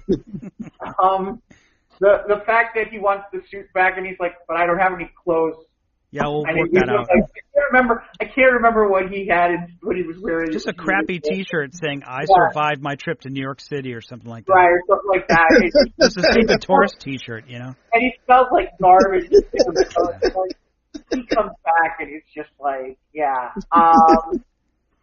A couple of quick notes. So Jennifer Connelly is the AI voice for Karen. Jennifer Connelly, not the first time she's been in a Marvel movie. You know what the other time is, Mike? What's that? Well, she played Betty Banner, my friend, in the Hulk movie. She played Bruce Banner's mother? Not Betty Banner. Betty. What's her name? Is it Betty? What's her name? The love interest for Bruce Banner. No, it's Liv Tyler. Was it? No, it wasn't. Maybe was it the Ang Lee Hulk? Hold on. Because Liv Tyler was the voice was Betty Ross.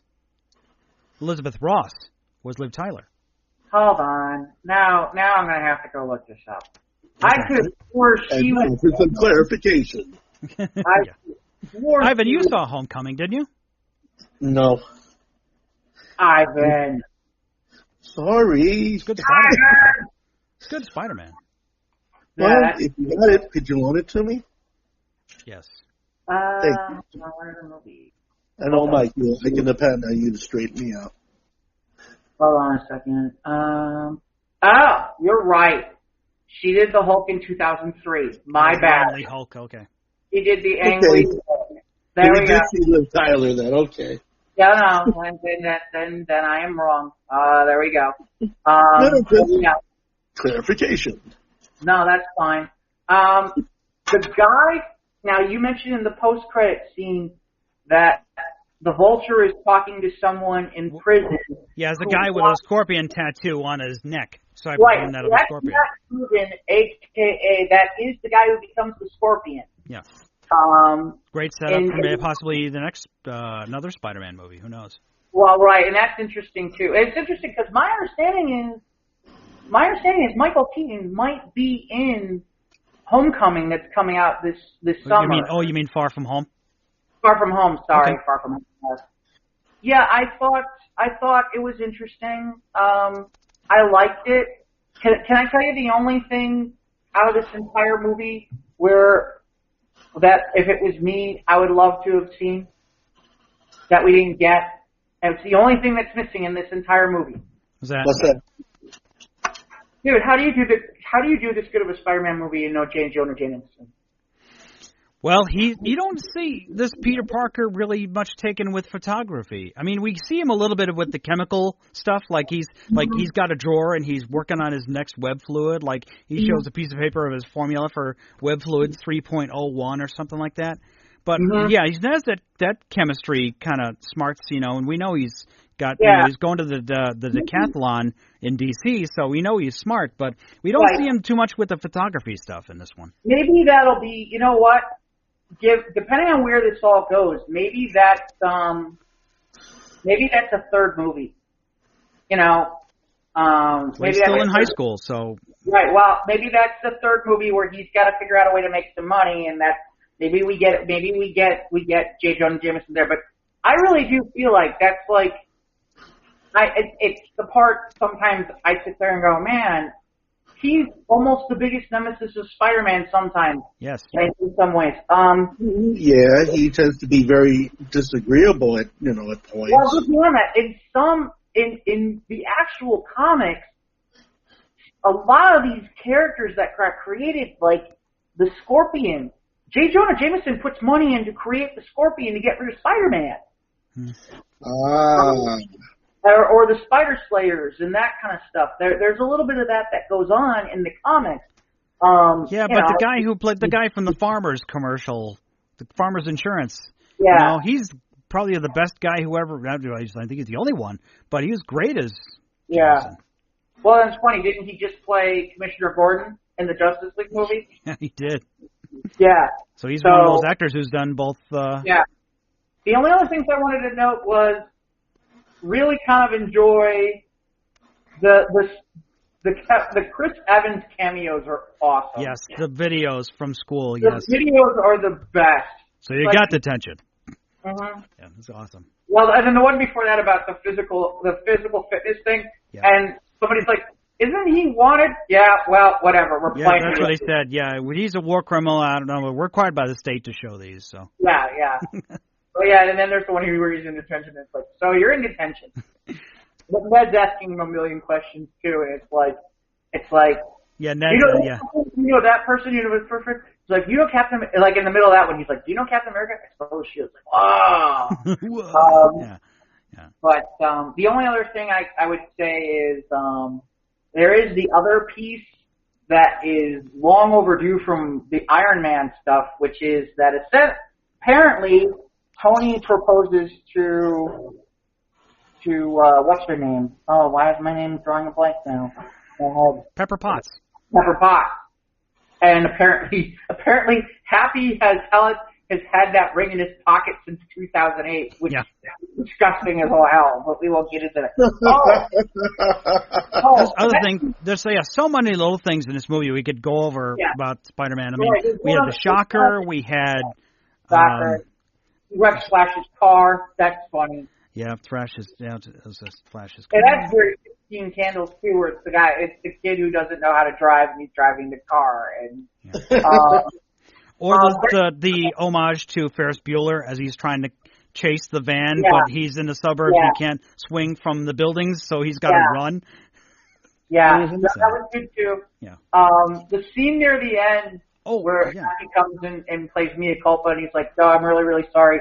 And all of a sudden you hear a flush and there's some random kid who walks out. Random kid. So they're standing awkwardly. Yeah, it's just standing there awkwardly. He watches his hands and walks out. He looks at the both of us, look like, what the hell's going on here? And there's one more thing we got to address, at least the one more thing I have left, is the addressing the. There's one guy that Karen recorded, this guy named Aaron, and he finds him in the garage. Yes. Interrogation mode. Yeah. I'm not a girl. And he talks about, I don't want any of this crazy weapons in my neighborhood. I have a nephew, so it's obviously that's Aaron, you know. Right. Well, and here it goes. That Donald Glover in that particular instance, if you saw Spider-Verse, that's the same uncle. Yeah, you know that's Uncle Aaron. The Prowler. Yeah. Who ends up being the Prowler. And so we're talking about Miles Morales, who eventually becomes Spider-Man, and we're talking about Prowler. So, you know, it's really, I'm curious, especially, I will say this, and we can wrap up here on Spider-Man, which is, you know, with Venom's success and Spider-Verse's success, it's going to be very, very interesting to see where this all goes because, you know, Marvel only has, I don't think Sony wants to be out of the Avengers business, if you understand what I mean. I think they still want that. At the same time, they want Spider-Man back for what they're doing. And I'm curious to see if at some point one universe has Miles and the other universe, maybe Marvel will get Miles for a while. And then Tom Holland will be doing Spider-Man movies for Sony. I don't know. It certainly is interesting to see where it's going to go. Yeah, that would be cool if Sony does do a Miles Morales Spider-Man movie that fits inside the MCU. Right. Well, it seems like they're setting up for it down the road here, where it's like, okay, fine, maybe we lose access to Peter Parker, but then we gain access to Miles Morales, but we still are able to do Spider-Man movies. Oh, okay, I'm okay with that. You give me 3 Peter Parker movies, I'm okay with you giving me 3 Miles Morales movies. And it'd be even more interesting if down the road you give me a movie where I get Miles Morales and I get Peter Parker. I don't know. We'll see. I'm curious to see what the relationship between those two groups are. Real fast, it's interesting at press time as to when we went on the air. I saw a quote that literally they're talking about, like Kevin Feige was talking about, we might not see anything from the X-Men or the Fantastic Four possibly for 5 years because they had already set up Phase 4. Wow. And now, I don't know if that's true or not, but it makes me. Here's the real question: what does that do to Deadpool movies? You know, that to me is the most interesting question of all. Is and maybe that's the reason why they're going to release this Dark Phoenix movie. Maybe that's the reason why they're going to release this New Mutants movie. Maybe that's the other reason why they're going to do the Gambit movie is because you know what? Why not? Oh yeah, and you know what? The strangest thing, they showed the Endgame trailer before Shazam. I'm like, wow. Yeah, that makes sense. That's ballsy. Well, no, it's just like I just didn't expect that because Warner Brothers and Marvel Disney are kind of competitors. Well, but I've seen the Shazam trailer was in some Marvel movies. I remember seeing the Shazam trailer in Marvel movies. Okay, you remember seeing the Shazam trailer before Marvel? Okay. Or at least in front of Star Wars. Yeah, and that's Disney, so. Right. So the other thing before we get to the usual, I know Ivan didn't see it, but I know you did, Mike, which is this new Joker trailer that came out That's from something else that dropped as soon as our show the next day after we recorded last week. Right, that Joker trailer that dropped. That's from. Is it Scorsese? Is that who's doing that one? Yes. That just looks. It looks interesting. Mm-hmm. It looks kind of crazy. Yeah, it's like, kind of there's crazy. the memes going around like Heath Ledger's Joker is heroin and Jack Nicholson's is cocaine and Jared Leto is meth and Joaquin Phoenix is a 40-hour work week. Yeah. Great. But still, yeah, it's I'm sure we're going to get a great performance from Joaquin Phoenix. He's a great actor. And of course I'm going to go see it. But I think it'll be a little more grounded, sort of like the same vein as the Nolan Dark Knight movies, where it's not going to be all about special effects. It'll be a little low-tech. And just there's a slow descent into madness that this guy becomes the Joker. So, yeah, it'll be interesting. I'll see it. But it does look pretty creepy. Yeah. I will say it's interesting. Somebody gave me an alternate point of view on it, and I get where they're coming from. Whereas if you're a Batman purist, the reason why the Joker exists is because originally the Joker was a different villain, and Batman knocked him into that bat. And right, that's what happened to the '89 Batman. Right, and ironically, it happened in Gotham recently too. And you know, it looks like they're going to steer away from that. But Jack Napier wasn't always the guy who killed Bruce's parents. Right, I don't even think I was talking about that. I was just talking about just in general that he knocked them into the thing. Right, and that where Batman helped create the Joker.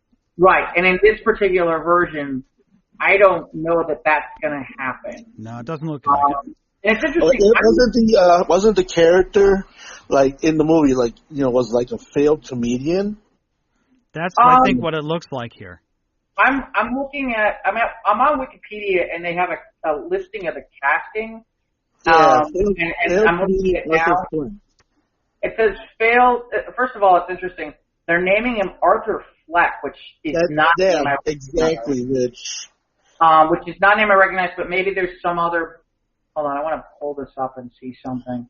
Well, I got it here. I got encounters violent thugs while wandering the streets of Gotham City dressed as a clown.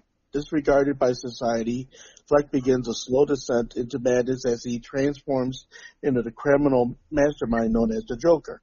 Right. The problem is in the books it's Jack Napier.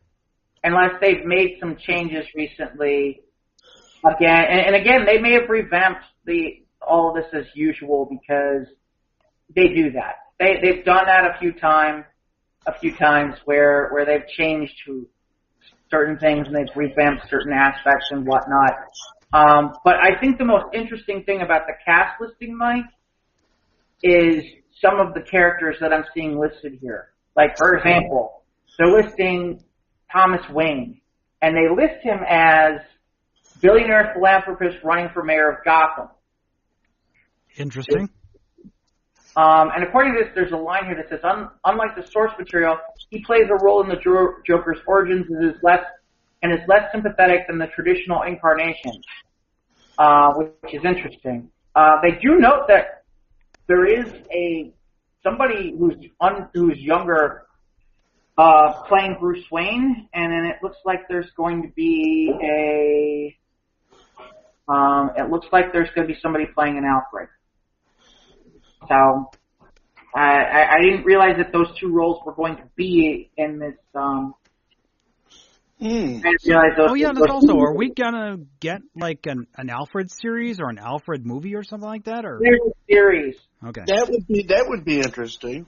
There is. I actually put it up. I mean, because I don't know, was the whole secret agent Alfred?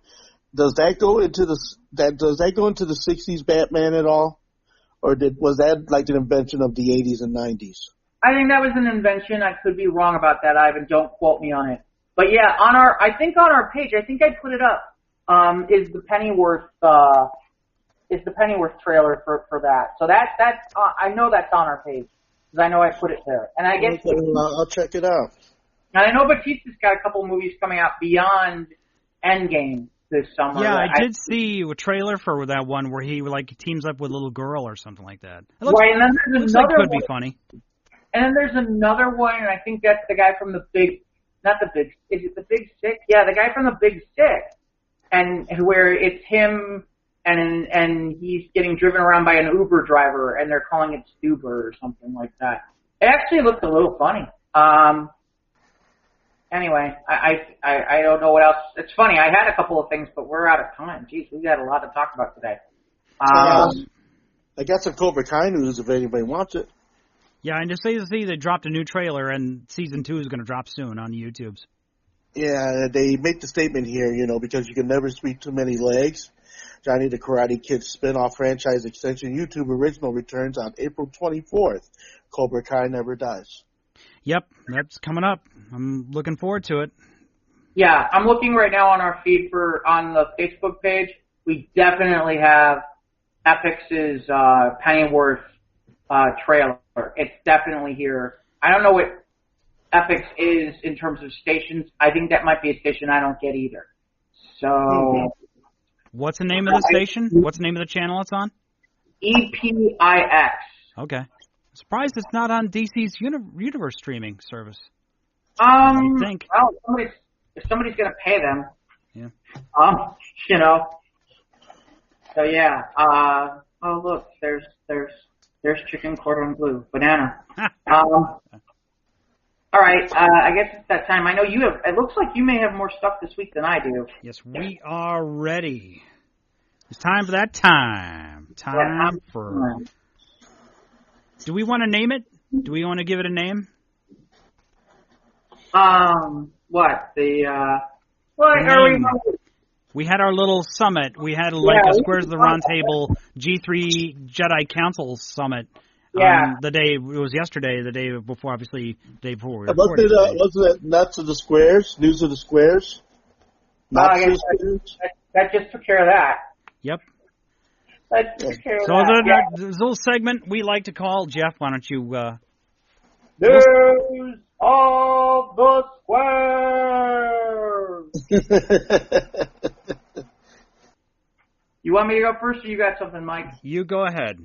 All right, let's start here. This seems like a great place to start. This seems like a great place to start. Two Arkansas men put on bulletproof vests, shoot each other, police say. Rogers, Arkansas. Deputies arrested two Rogers, Arkansas men accused of putting bulletproof vests on each other and shooting each other.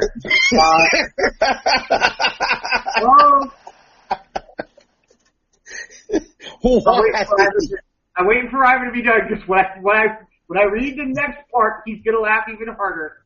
Charles Ferris, 50, was on the back of his deck drinking with his neighbor, Christopher Hicks, 36 years old, on Sunday, and according to the probable cause affidavit, now this would have been, I think, the following week. Ferris was wearing a bulletproof vest, and Hicks told him to shoot him with the vest on.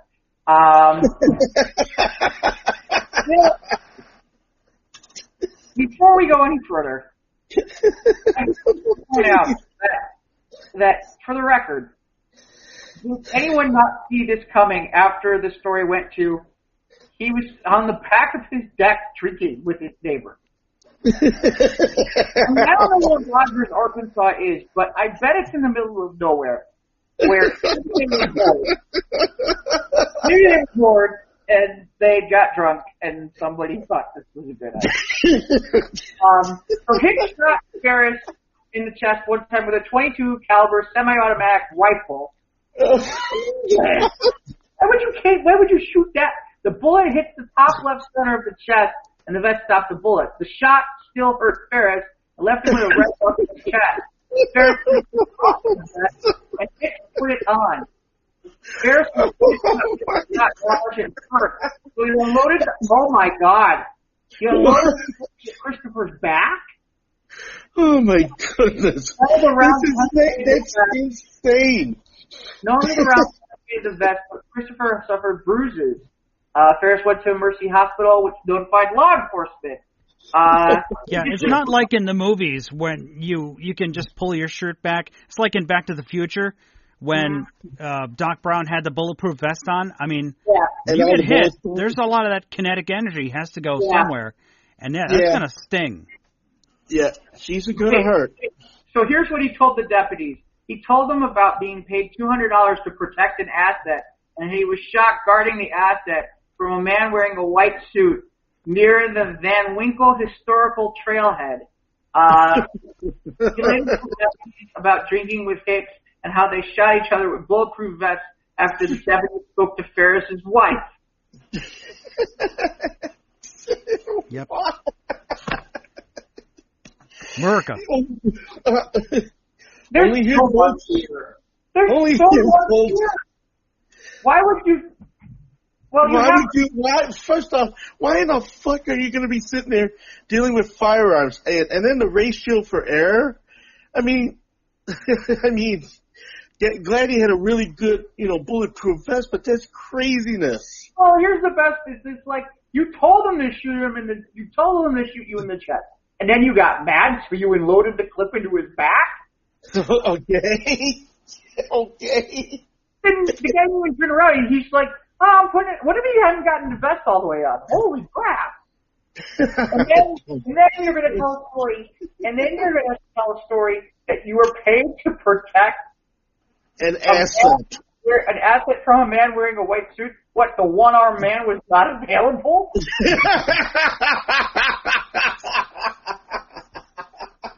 And by the way, when you did this story, did you ever think that your wife was not going to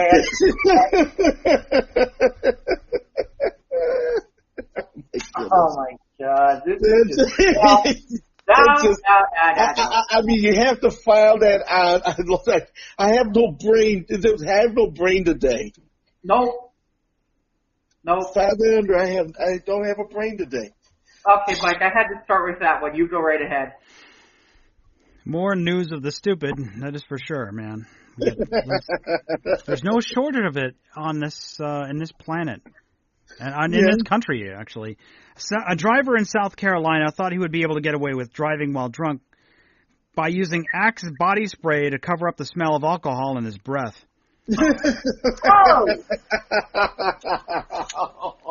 49-year-old Efren Mencia Ramirez was pulled over on Interstate 85, speeding past a county sheriff's deputy and swerving into another lane. As the officer walked toward the car, he could see the driver spraying Axe body spray in his mouth. When he reached the vehicle, the deputy noticed an open 12-pack of beer and saw that Ramirez had an open bottle between his legs. He told the officer they only had one beer, but then he failed a sobriety test and a breathalyzer test.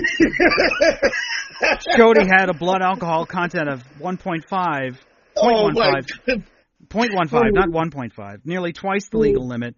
Charged with driving without a license, no proof of insurance, driving under the influence, open container violation. Well, he's fucked. But he's going to smell good when he's got a pretty mouth. He'll smell good when he's in county. So. But he goes into the pokey, Why?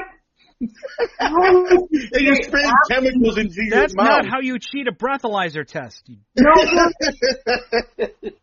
I mean, No. all right, you know what the worst part is? You know why he did that, right? You know that somewhere in the back of his mind he thought, I can't use that breath freshener stuff because there's alcohol in there and it'll spike whatever I got. Okay? So instead, you decided to use Axe body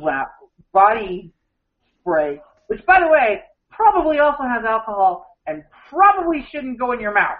No. There's a lot of chemicals you're spraying into your mouth in the hopes you don't end up choking yourself. I mean, that's just stupidity. Yeah, that stuff's potent, too. My favorite is, what flavor did he use? What flavor? I want to know. The article does not say. Does not say what flavor he used? Really cool mint. There's all kinds of flavors, like, hold on, let's see. Orange. Oh, man. Oh, boy. Okay, Jeff, you got another one? I'm going to look at the different types of Axe body spray. How many different styles do we got? I want to know. Now I need to know. This is, I don't know why. It's imperative to find out what flavor, what he flavored his breath with. Do we think his alcoholic breath. Do we think it was Dark Temptation XL?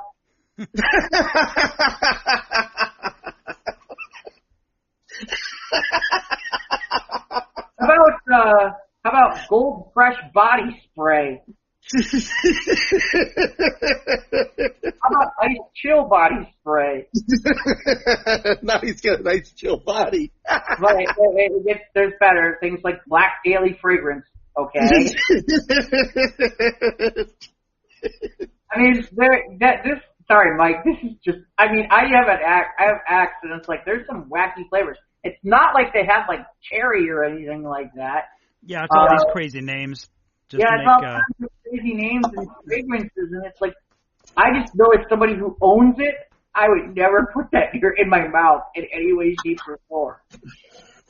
I mean, I use Axe. I use Axe, but I use it as my body wash and my what I use in my hair. But I don't put none of that spray, man. That's yikes. Yeah, no. Like I said, it's the. Hold on. It's like, yeah. Why would you do that? Because I'm stupid. I'm a stupid. What are you thinking? What are you thinking? Oh, I know you're not. I'm not thinking. I'm a stupid fucking person. I'm gonna try to get away with this bullshit. Yeah. Well, all right. So I got a fucking cop coming over here, and I'm gonna open up my mouth and spray a whole bunch of fucking chemicals. Yeah, and now you're dying from the taste and the smell, and God knows what else you did. All right. This one is not necessarily bad. This one is just weird. So there was a Boeing 737 flight to Italy that this gentleman was flying from the Lithuanian national was flying from Vilnius to Bergamo for a ski trip on March 16th. The capacity on the plane is 189 people. Mm-hmm. That didn't matter because he was the only one. Oh. He was the only one in the plane. He was the only one in the plane besides the 2 pilots and the 5 crew members. Okay. He had the entire plane to himself. It's a dream come true for a lot of people. Apparently, it's been confirmed to CNN Trail that apparently a tour operator had chartered the flight for a group of clients that day in order to avoid the aircraft coming back empty. One-way tickets were put on sale for a return trip. This guy was the only one to buy. He said it was unique and unreal. The crew seemed confused at first. The crew seemed confused at first. He said maybe it was a new experience for them as well. I was provided with a personal pre-flight safety demonstration. Then I just enjoyed the flight by taking selfies and writing. Have silence on the plane was very unusual. I was smiling all day. He shared his selfie with himself, and it's on our page. a selfie of himself boarding the deserted plane during the trip, which lasted 2 hours. Wow. Think about this. You didn't have to worry about could you get your overhead luggage in the carry-on, did that? Yeah, didn't have to race to try and get that stuff up above your head. No line for the bathroom. No line for the bathroom. I would guess you can get as much peanuts as you want. You think the personal service must have been outrageous. I would assume so. Outrageously good. Yeah, man, I'm super nice. I wouldn't mind having all that booze or whatever they got, and peanuts or whatever they have. That's interesting too. I wonder at that point, you guess he probably paid for coach, right? So that's not complimentary booze, right? But the funny part is it's not like there's anybody in first class. I wonder after maybe when they shut the door, if he was able to move up to first class. I don't know. I have no idea. All right, there's a question I want to pose to you cats. If you had that opportunity, would you go to first class if they offered it? Well, that's a good question. You know what? I might not, because I hate to say it. If I've got the whole row, I can just put up the arms and I just basically have one giant couch. Yeah. Yeah, but I'm sure it'd be a more comfortable chair. Right. Probably recliner style, I'll bet you. See, that's the other thing. With nobody on the plane? Yeah, you don't have to worry about the kid kicking the seat behind you. Yeah, you're going all the way back. Okay, then you'll have a TV. You can watch wherever the fuck you want. Absolutely. Apparently, FYI, this is not the first case of a passenger inadvertently getting a private plane, which, God, I would kill for something like this. It happened for a passenger on a Jet2 airline from Glasgow to Crete in 2017. And then last year, there was somebody in America who booked a flight from New York to Washington, and basically it was just her and staff. So apparently once the blue moon this happened, like I said, I thought I'd bring it up because I think it's fascinating. It's like, can I have seconds? I mean, would it be good if we went to Chicago all the way to California? Now, there we go. Right, but you got to figure Lithuania to someplace in Italy. I can't. Well, they said it's a 2-hour flight. That's a long enough flight where if you had nobody on the flight, that's pretty good. Yeah. That's pretty good. I take that. That's a couple hours just to get the thrill of it. I'd like that. There is the part of me at the same time where I have to laugh. There's the part of me where it's like, there's a part of me where it's like, were any of the stewardesses? No, I'm not going there. Yeah. You could try to tip them well, but Yeah, well. They'll probably Knowing my luck, there'd be a guy going, absolutely, let's go to the back. The flight attendants, yeah, they had an easy day that day, so. Yeah. Wow, they got to go through the paperback on their Kindles. Anyway. Yeah, what do you got, Mike? Another story to add to the Florida Man Challenge. Oh, no. Here's a story from CNN. Casey Michael Lewis was a free man for about 15 minutes. Not even leaving the grounds of the jail where he had been locked up before being arrested. 37-year-old had just been released Thursday from the St. Lucie County Detention Facility in Fort Pierce, Florida, where he'd been held on grand theft charges, according to an arrest affidavit. The affidavit says after he was released, Lewis then began walking around the jail's parking lot, acting suspicious and checking vehicle doors. Surveillance video shows Lewis looking into cars and opening the door of a silver vehicle. The report says Lewis entered the vehicle from the driver's side and sat in the car for about 2.5 minutes, then exited the vehicle and walked around the length of the lot, checking vehicles along the way by either looking in the windows or lifting door handles to see whether they were unsecured. While Lewis was in the parking lot, he was approached by an officer. He told the officer he was waiting for his girlfriend, according to the affidavit. The arresting officer said in the affidavit that when Lewis was approached, questioned, and finally arrested, he gave the officer a brown paper bag with items from a vehicle. The items included an iPhone, 4 packs of cigarettes, a lighter, a Visa bank debit card, a Florida driver's license, and $547 in cash. He was then arrested promptly on charges of burglary, grand larceny, and possession of stolen property and taken back inside the jail. I'm sorry. I know I shouldn't be laughing at the mishaps of people, who make really bad decisions, but minutes after getting released from jail. 15 fucking minutes. I mean, really? Well, it's time to go steal again. I'm jonesing. Get me out of this jail cell. I'm fucking jonesing. I want to go get me some. Want to get the jail's parking lot. They got cameras. Yep. Let's file that under stupid, But I'm gonna see, because if they impound vehicles, that's how you can find a phone, a debit card, a bunch of cash. Items. Yeah. So but that's just craziness. No,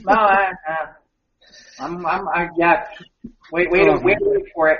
But I think we'll do a couple more. That's it. Or you wanna end here, or where do you wanna? I've got one mail. I think maybe one more. I think you do here. If you've got something, I can save these for the next time. Okay. Because there's two here that you actually put on here that I'm kind of sitting here going, honestly, that's slow. It was a slow week on our end on what we put on the site. So I guess I'll do one more here. Okay. An Ohio couple was arrested for having sex on a 150-foot Ferris wheel. Okay. An Ohio couple was arrested after police said they had sex on a popular Ferris wheel in downtown Cincinnati. Wow. Michael Matheson and Lauren Wilder were both intoxicated when they boarded the Skystar wheel at the Banks on Thursday. That was last month. And they had sexual intercourse in the open in front of children and adults. Oh, my goodness. The 150-foot Skystar wheel, which has 36 enclosed gondolas that each hold 6 people, makes 4 rotations and lasts 12 minutes. I don't know if Matheson lasted 12 minutes or not, but they were arrested. They were charged with 1 count of disorderly conduct while intoxicated and held overnight without bond. Wilder was charged with disorderly conduct and released on her own recognizance. I feel rain. Maybe it's just a drizzle. You spin my head right round. Yep. Dumbass. Some people just need to get it on, man. That's crazy. Oh, here's one more. People like getting it on in weird places and stuff. Oh, yeah, here's one. I mean, all right, there poses the question, all right? Have you ever had such an experience? I mean, you don't have to go into details, just, okay, yes is good. Yeah. No. No? Here's one quick one, too, about, I guess, the New Jersey Transit miscalculated about when WrestleMania would end. Uh-oh. And fans were furious with the New Jersey Transit after leaving WrestleMania at MetLife Stadium, only to be forced to wait in the rain. On Sunday, more than 80,000 wrestling fans gathered at MetLife Stadium, New Jersey, to celebrate WrestleMania. It was a long night because featuring 16 matches and did not end until 12:30 in the morning. But for some fans, what was already felt like a long night made even longer as New Jersey Transit turned to a disaster after the show. Said before the night began, it would run trains every 10 minutes until the crowds were gone, but WrestleMania ran super long. Fans were instead stuck standing in the rain for hours waiting for their next turn to catch a ride. Oh, my God. And then you read all these tweets from these people saying, screw MetLife Stadium forever, waiting 2 hours in the cold rain just to try and leave this godforsaken place. Awful travel. Just these people's other tweets from people saying awful travel/transport. Took us 3 hours to get back. And I'm reading people are still waiting to get trains out of MetLife at 2:20 a.m. Wow. That's crazy. Wow. Well, lines for buses appeared to be a similar disaster as lines for those hoping to catch a ride share. The problem seems to have stemmed from New Jersey Transit's severe miscalculation as to how late the show would run. Wow. In a statement, New Jersey Transit said they were not informed that the show would go until 12:30 a.m. until late Sunday night and couldn't operate some trains after 1 a.m. due to federal standards limiting train crew hours. Right. Another reason why, live shows. Whew, but well, there's miscommunication, lots of miscommunication. Well, there's an example, too, where I hate to say it. Okay, you're on the East Coast. You're going to do a 7.5-hour show. If you did it in the Midwest, you know, it wouldn't have been over midnight, and maybe that wouldn't have been a problem. But yeah, I'm not shocked by this. I mean, and this is another reason why. I mean, honestly, it's like I'm glad. I got it off my list when I was a kid. And I got lucky that way because it was WrestleMania 2, and that was the year they did it in 3 locations, and they did it where there was the New York location, there was the Chicago location, and the LA location. I went with my dad and a friend, and we paid practically nothing to go to WrestleMania, which now, I mean, tickets are exorbitant and insane. And that's the other part I can't figure out for the life of me, guys, is, to me, I'm like, let me see if I understand this right. You want me to pay an exorbitant fee to be at MetLife Stadium in New Jersey in the early part of April. Yeah, they're lucky it didn't snow. So far, they've gotten lucky. They've gotten lucky it hasn't rained. They've gotten lucky that the weather hasn't been really, really cold. They've gotten really lucky that it hasn't snowed because they've done it there a couple times. And they've done other outdoor stadiums, like they did Orlando, and they're going to do Tampa again. They're going to do Tampa next year. And I'm like, these are all outdoor stadiums. What happens when it rains? It did rain, and some people got caught in it because... Well, I don't even mean that. I mean, okay, you're putting on this big, gigantic show. A lot of people got sick. Well, I'm talking about just in general. Imagine if during the show... So far, they've gotten lucky. It hasn't happened during the actual show. Okay? But you can't hold a show in the rain. Okay? It's true. They'll be too slick. People could get hurt. Yeah. You know, and you know, depending on how cold, I mean, you're right about snow. I mean, that'd be crazy. I like I said, you know, other people are like, oh, what's the big deal? It's great. I want to go, blah, blah, blah. I gotta be honest. I'm happy to pay my $9.99 and watch it at home in my bed and not have to worry about this stuff because it's like, I mean, as soon as you started the story, I'm like, uh-oh, how long did people wait? And you know people were ornery. You know people were like, I've been here for almost a whole half a day, and I just want to go home. Yeah, and a lot of people had work Monday. Right, and you know people had kids. You know people with their kids, too. You know it. Yeah. You know they took their little kids, and now you got that, too. It's like, oh my God, no. It was screwed up from the get-go. Yeah, I know. But yeah, alright. So that was the news of the square, or the square to the news. I can't remember which way it was. Not of the squares. Not of the squares, or something like that. Anyway, so Mike, tell people how they can find us and where they can find us and what they can do. Please and thank you. Squares the Round Table podcast on Facebook. That's where we're most active. We get all the funny stories. Sometimes we post some of them. But shout out to Scott for sending some of these awesome stories to us. We appreciate it. We are on Twitter and Instagram at SOTRT Podcast. We are on YouTube. You can click the bell, subscribe. You'll know when we get new episodes, typically on Wednesdays. We are on Anchor. Use the app, or we're on the internet at anchor.fm/SOTRT. We are on Podbean. We're also on the emails. We got one of those things, too. You've maybe heard about them.